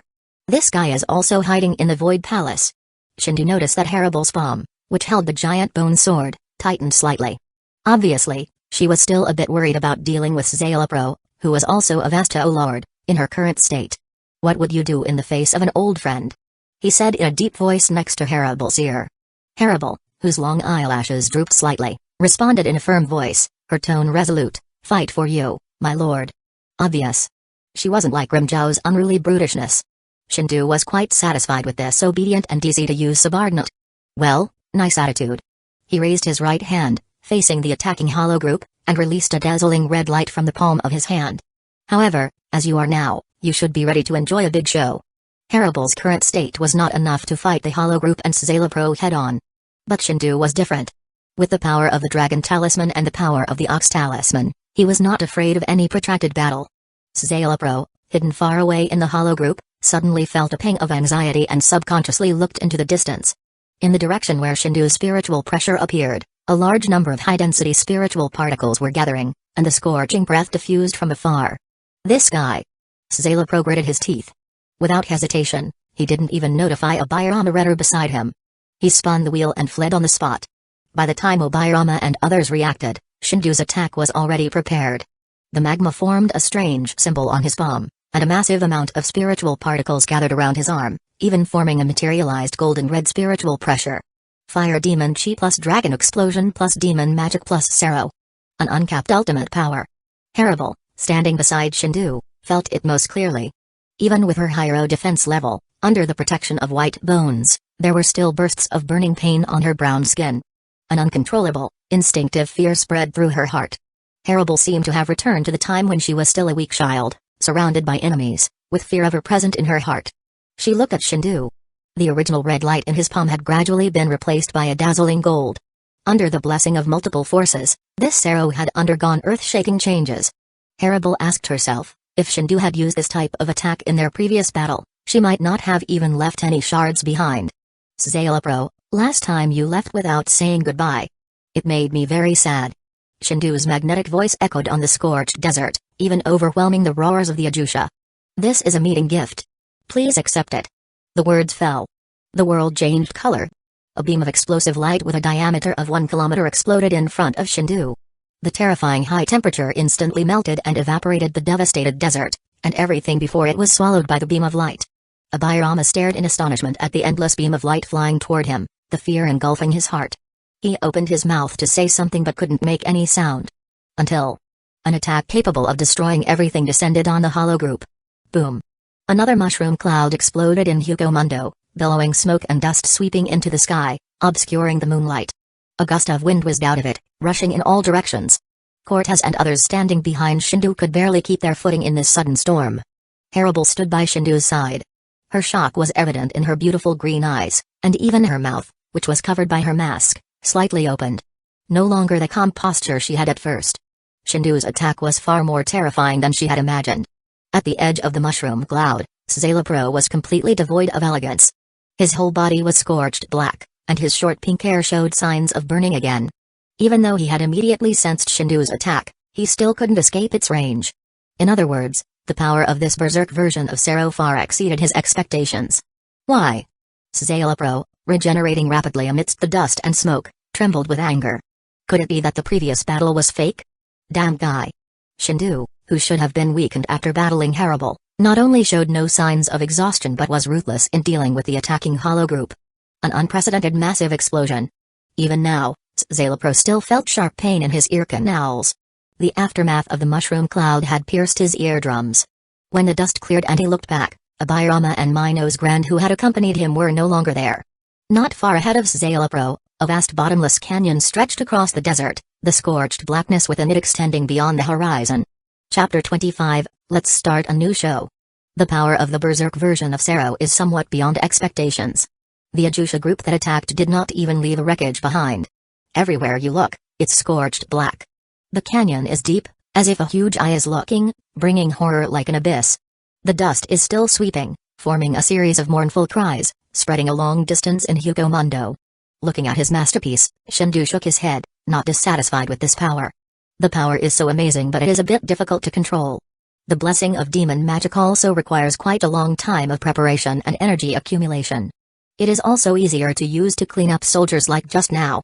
However, any existence like Szayelopro can't be hit at all. There are pros and cons. Shendu pondered, demonic magic needs more research and development. Harable stood there, looking at the canyon ahead with heavy eyes, a drop of cold sweat slipping from her smooth forehead. This time, she really felt the coming of death.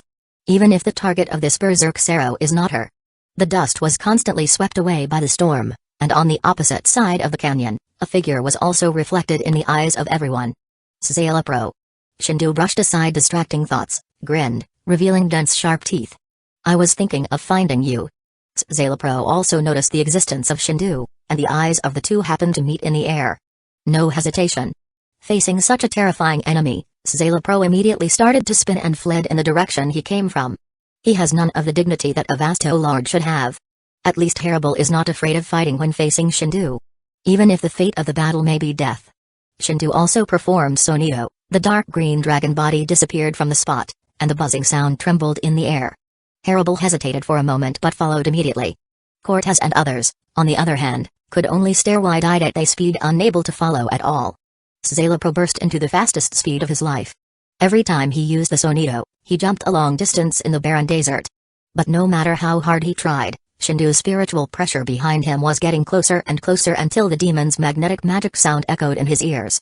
My partner, what are you running for? A terrifying aura completely enveloped Szayelopro. Whether it is the detection circuit or the spiritual pressure perception, it is all locked on Szayelepro's spiritual pressure. Shendu threw a flame bomb casually, and it exploded at Szayelepro's feet, and a charred black pit suddenly appeared. Since you left without saying goodbye last time, I've been thinking about you every day and night. Szayelopro flickered, and the Sonido speed, which had been squeezed to the limit, skyrocketed again. He has no intention of fighting. When facing a monster like Shendu, any head-on battle is the act of a person without a mind. As the most intelligent researcher in the entire Mundo, how could he do such an ignorant thing? Why do you shy away from me so much? Shendu fired another Sero, which directly cut off Szayelepro's path. Boom. He squatted with both legs, and the power belonging to the Ox Talisman exploded again. Under the terrifying shock force, the sand surface suddenly collapsed into a huge deep pit. Shendu took off at a speed far exceeding Sonido. By the time Szayelopro reacted, the ferocious face was less than 10 meters away from him. Damn it! He cursed in a low voice, just as he was about to squeeze his potential again. A dark green fist struck directly on the back of his head, then smashing his entire body to the ground. Boom. A cloud of dust and sand rose from the place where Szayelaporro had crashed into it, then poured a large amount of white sand into his eyes, nose, and mouth. Facing this kind of cunning guy, Shendu will not show mercy. After taking a hard gulp of sand, he lifted Szayelaporro from the sandy bottom and shook him in midair. Szayelaporro, your previous actions. Shendu's tone became cold and tyrannical, like the whisper of death. Can I understand it as betrayal? Although from the beginning to the end, this guy didn't have any good intentions when he was in the so-called cooperation with him. But as soon as they reached a cooperation, he turned around and betrayed him to Baragon, taking advantage of the situation and leading the Uchiha group to encircle and suppress him. Even Shendu can't help himself in this face-changing skill. Hey, how can a fool without a brain understand what art is? Even though Szayelaporro's head was pinched by Shendu, he still didn't show any fear. How can a cooperation that I never thought of be called a betrayal? Shendu frowned, seeming to remember something. Just as he was about to speak, a large amount of black liquid gushed out from the part where his claws touched Szayelaporro. Under disgust, Shendu threw Szayelaporro out casually, rolling tens of meters away on the sand like a tattered doll. The black liquid left on his claws was evaporated by his anger, leaving nothing behind. Szayelaporro climbed up from the sand facelessly, his stumbling steps looked a little weak. Even the simplest elegance can no longer be maintained. He pushed the glasses mask on the bridge of his nose. Shendu stood where he was, watching Szayelaporro's performance calmly. For the most powerful researcher in Hueco Mundo, he also wanted to see what kind of means he could come up with. Under the seemingly weak exterior, hidden is the fatal danger of ultimate. Szayelaporro did not disappoint Shendu. He saw him spread his 10 fingers, and with a strange smile, he directly inserted into his abdomen. Accompanied by the abrupt withdrawal of several ribs, 2 deep holes appeared in his abdominal cavity. A large amount of black liquid gushed out of it and piled up on the sand in front of him. Come. Szayelaporro pulled the corners of his mouth to the sides. Let's start a new show. Under Shendu's blood-red gaze, the black liquid gradually solidified and changed, forming a dragon-like existence. Duplicate doll, Shendu. Chapter 26, Mirror Engraving? Complete abuse. On the dark green skin, weird lines are arranged in a row. The perfect body propped up the flowing muscle lines, the sharp claws flicked in the air and made a blasting sound, and the dragon tail full of bone blades swayed unconsciously behind him. Occasionally, it hits the sand surface heavily, forming a huge crater immediately. Its eyes were shining red, full of tyranny and cruelty, and there were sharp knife-like thorns on both sides of its head like a flame. In the bloody mouth, a snake-like tongue sticks out from time to time, moving between the dense sharp teeth. Just standing there, even without any release of spiritual pressure, is like a mountain oppressing on the heart. Harable arrived just in time, and quietly stood behind Shendu, carefully looking at the 2 identical existences in front of her. Having fought with Shendu, she knows Shendu's strength very well. Even if she tried her best, she still had no chance of winning. So, what kind of strength will the existence in front of me, who is exactly the same as Shendu, show? She will not fight without Shendu's order. The hole in Szayelaporro's abdominal cavity has recovered at a speed visible to the naked eye. Surprise? Since you gave me a meeting gift, how can I be stingy?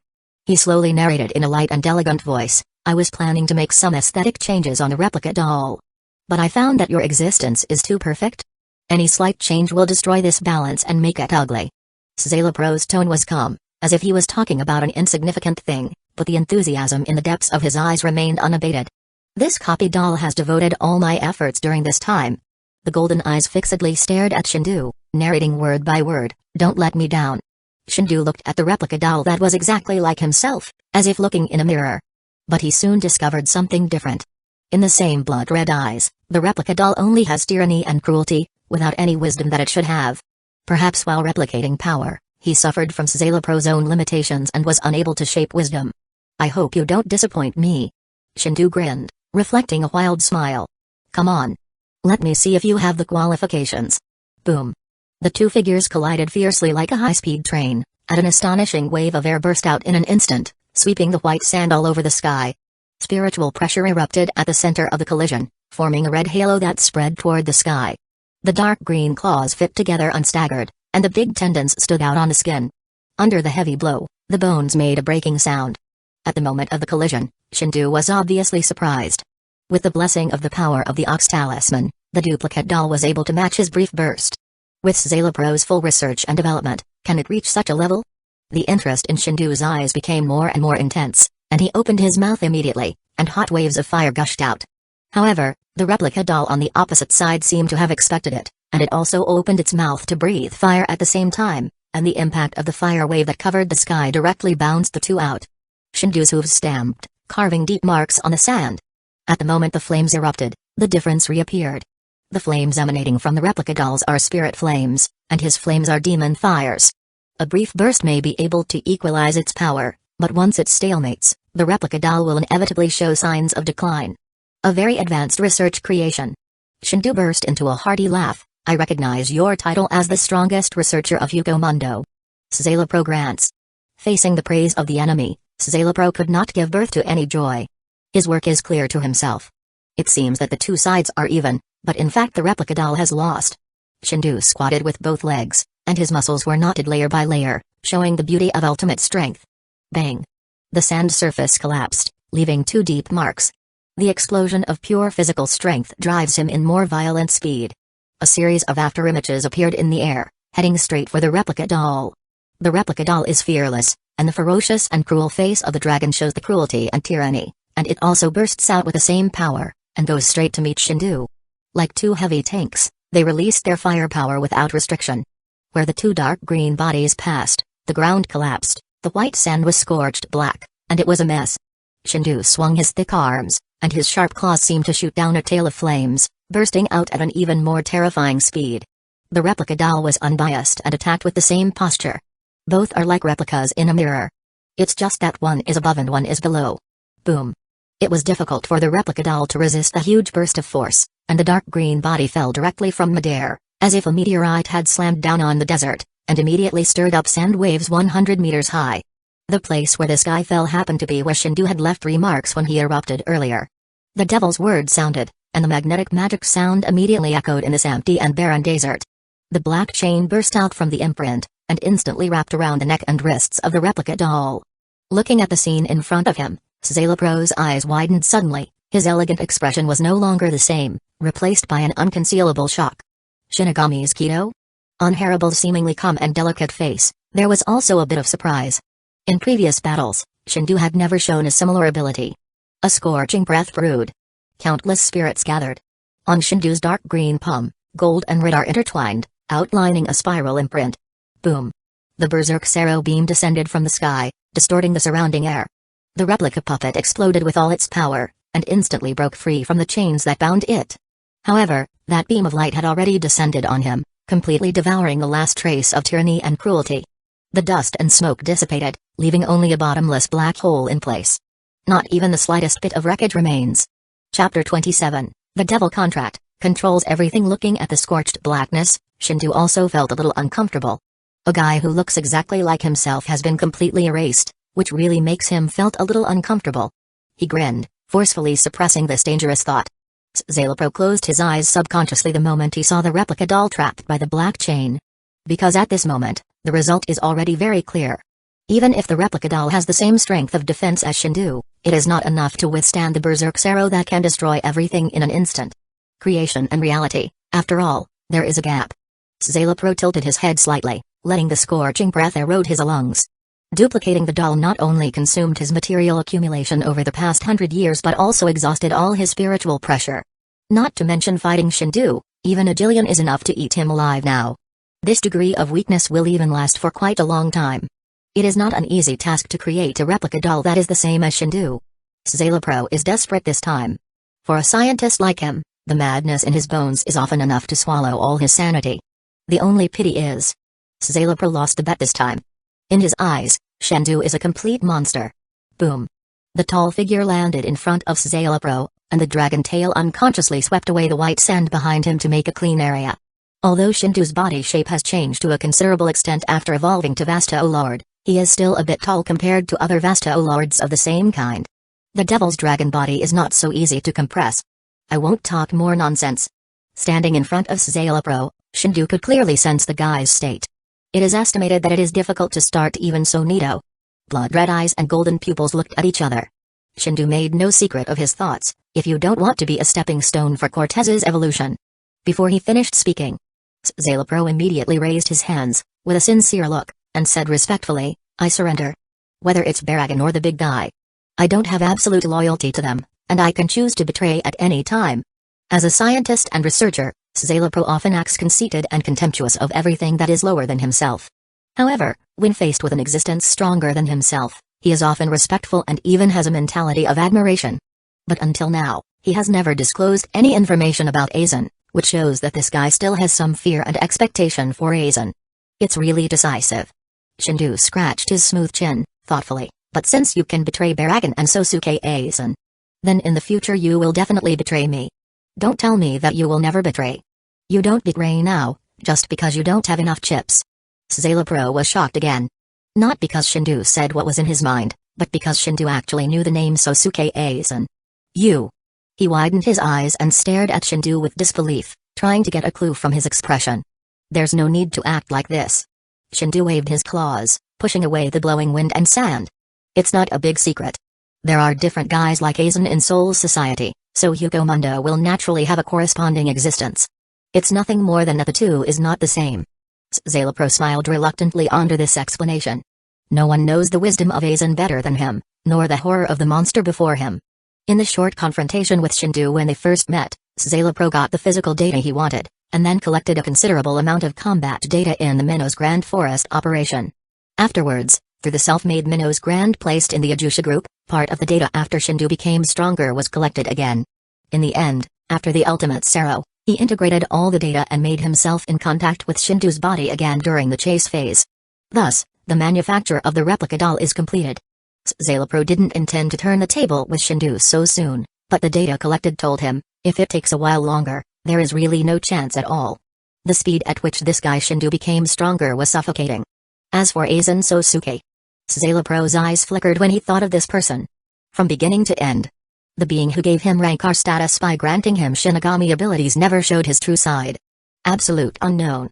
In a sense, Shendu is very similar to Aizen Sosuke.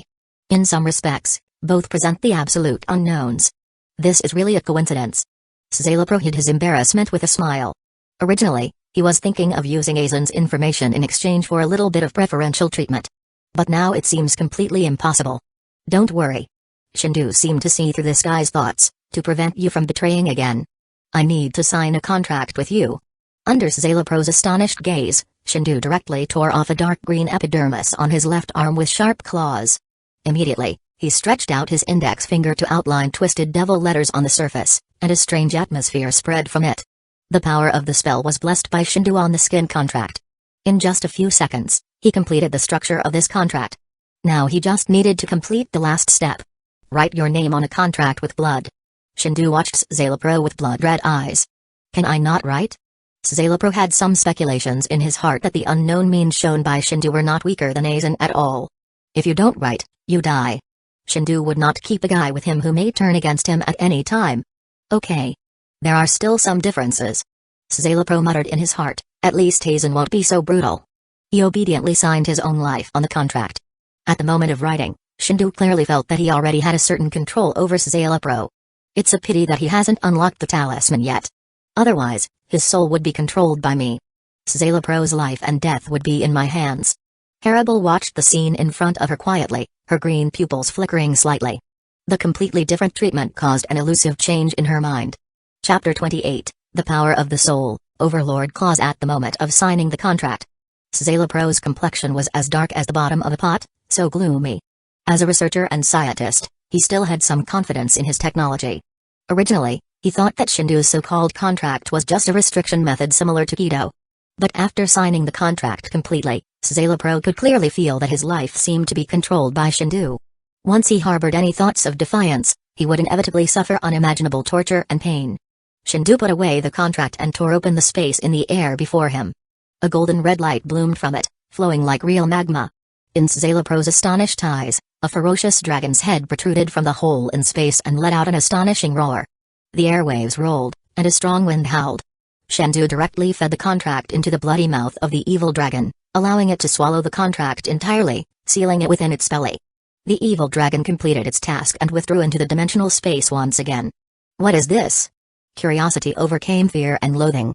Szayelaporro asked subconsciously. As soon as the words left his mouth, blood-red eyes immediately locked onto him. There was a hint of satisfaction in Shendu's gaze as he replied in a magnetic, Devilish voice, my dragon minion, an absolutely loyal existence. Much more reliable than a guy like you.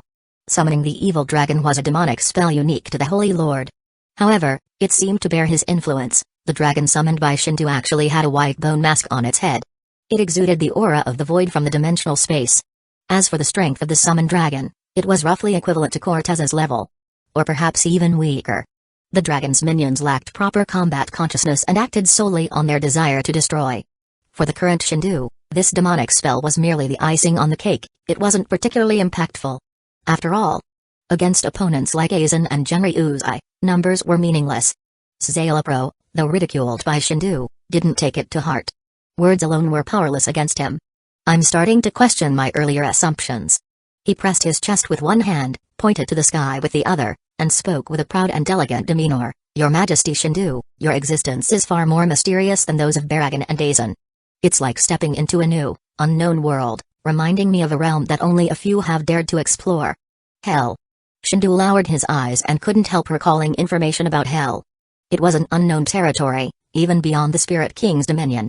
When beings of third-class spiritual power or higher died, their souls could neither decompose in Soul Society nor Hueco Mundo. As a result, such strong beings would fall into hell, becoming part of it. Countless ages had passed. Who could say how many powerful entities resided in hell? This was an unknown even to Shendu. In the future, I'll let you participate in research completely different from the systems of Shinigami and Hollow. Shendu exhaled a scorching breath, evaporating the lingering moisture in the air. Szayelapro's change in attitude stemmed from his relentless pursuit of the unknown. A scientist like him who lacked curiosity would inevitably stagnate. Szayelapro pursued it, as did Kirotsuchi Mayuri and Urahara Kisuke. It was their common ground. The fifth step toward the ultimate has been completed. Template progress increased from 30% to 35%, Sheep Talisman unlocked, current abilities, Dragon Body, Fire Magic, Demon Magic, Dragon Talisman, Pig Talisman, Ox Talisman, Sheep Talisman, Spiritual Pressure, First Class Spiritual Power, Extreme. With the unlocking of the Sheep Talisman, Shendu immediately felt a warm current surging from the depths of his soul, as if someone were massaging it.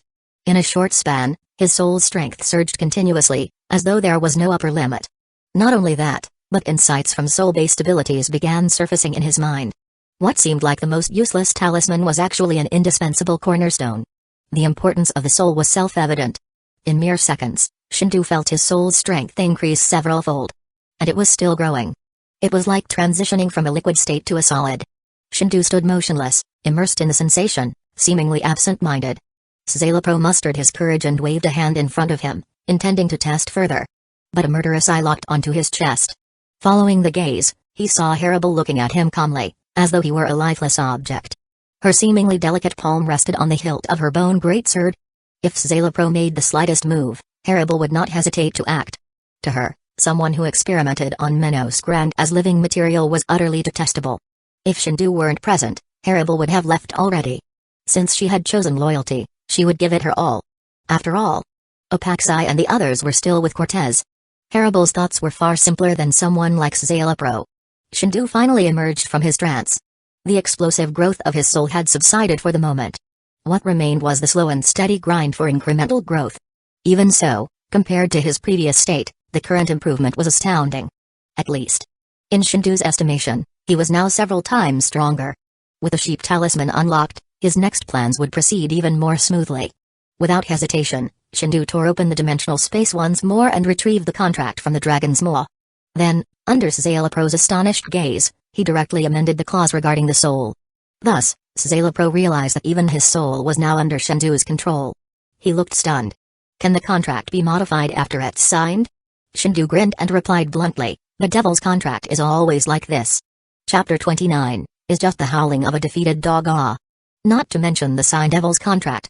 Even with a new contract, Shendu can still transfer Szayelapro's name. Even if that contract was extremely inhumane. Devil is not a synonym for goodness. No matter which world, it is the same. Szayelapro gritted his teeth, but he dared not refute at all because his soul fell into Shendu's hands. Now that I am on a Shendu ship, it is difficult to go back on my word.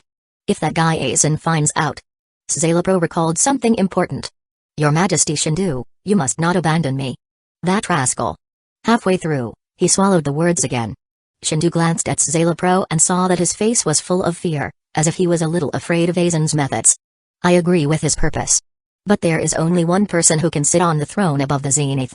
Shendu flicked his lower paw, and a little spark overflowed, exploding from his fingertips, bursting out with brilliant brilliance and instantly filling the area with high temperature. This is going to be an inevitable war. Hearing this, Szayelopro was completely relieved.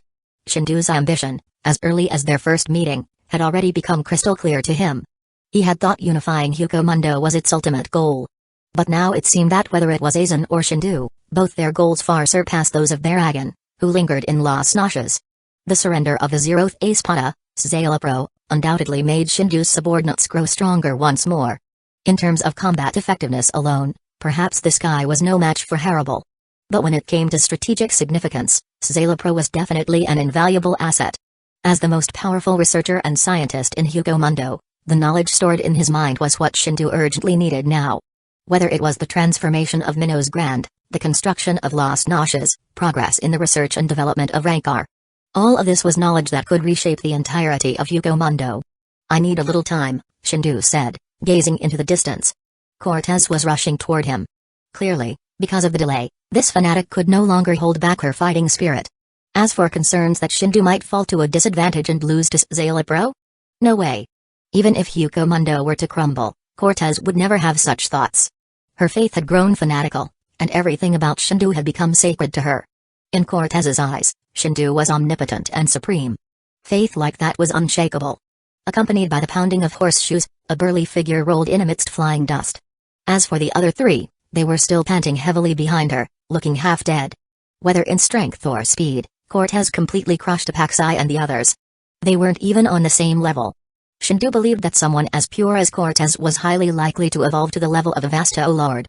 A subordinate like her was far more useful than Szayelopro. Your Majesty, is the battle over? Cortez's gaze was fixed solely on Shendu. Is that guy Szayelopro dead? Hey, what impolite words. Szayelopro was furious. He was also a Vasto Lord, so why didn't this woman show him any respect? You idiot. I am Master Szayelopro, an absolutely perfect existence. Faced with his roar, Cortez snorted disdainfully and turned her nose up at him. The howling of a defeated dog. Szayelopro froze in place immediately, his pupils vacant, as though he had turned to stone. A defeated dog? Howling? Just as Szayelepro's anger was about to consume him, Shendu's icy tone, like a gust of cold wind, extinguished the flame in an instant. I hate infighting. And I despise quarrels even more. His dark green body blocked the line of sight between the two and spoke with undeniable authority. Prepare to return and begin a new chapter in the forest of Minos Grand. At the same time, Shendu raised his head and looked toward Las Noches. The lines on his skin writhed like living creatures. A war with Baragon. Harable's eyes widened slightly, her long lashes fluttering to express her unease. Baragon had once recruited her and declared war on her. Even though it was just a brief confrontation, Harable still remembered his terrifying abilities. His power was enough to decay and age everything in existence. Even attacks. The endless tide had surged forward only to vanish into nothingness in the black mist, leaving no trace behind. That scene was etched deeply into Harable's memory. When Shendu said those words, she instinctively began comparing their respective strengths. But she couldn't. Baragon and Shendu were beyond comparison for her. And yet, for some reason, deep in her subconscious, Harable didn't want to see Shendu fail. The forest of Minos Grand. When Shendu returned, a swarm of hollows had already gathered from their expeditions. Santos dutifully reported what had transpired during this time. The other teams weren't as lucky as Cortez.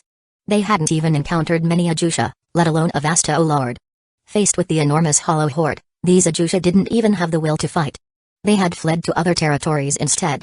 Under the leadership of the hollow swarm, the territory of the Minos Grand Forest was constantly expanding.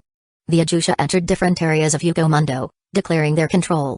So far, the development of the Minos Grand Forest was on the right track. As for whether the outward-bound hollow swarm would encounter other Espada or a hidden Vasto Lord, that was beyond Shendu's control. For now, Shendu had two goals. One was to declare war on Las Noches. Baragon would pay for his actions. Shendu was not a benevolent being. The second was to develop Rancor through a combination of demonic magic and Szayelepro's knowledge. Once Harable and Shendu achieved Rancor, their strength would ascend to a whole new level. This was the way forward. Chapter 30, the test materials delivered to the door some unknown corner of Hueco Mundo. The empty space was instantly torn apart by the surging spiritual pressure, and a portal appeared. The simple-style sliding doors opened to both sides, and the strange spiritual pressure escaped from behind the boundary, transmitting door like a poisonous mist, spreading over several miles in an instant. A few seconds passed. A group of Shinigami in all-white uniforms filed out of it. In the quiet atmosphere, bursts of fierce cursing suddenly broke out, the voice indifferent and cruel, devoid of any other emotion. Idiots, all idiots. Once this kind of operational efficiency is discovered by the Hollow Swarm, the entire group will be wiped out.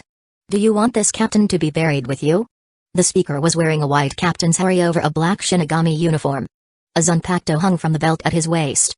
The black and white gaps on the strange mask seemed glued to the skin of his face. As his expression changed, the mask wriggled accordingly. In the depths of his yellow pupils, there was no trace of emotion.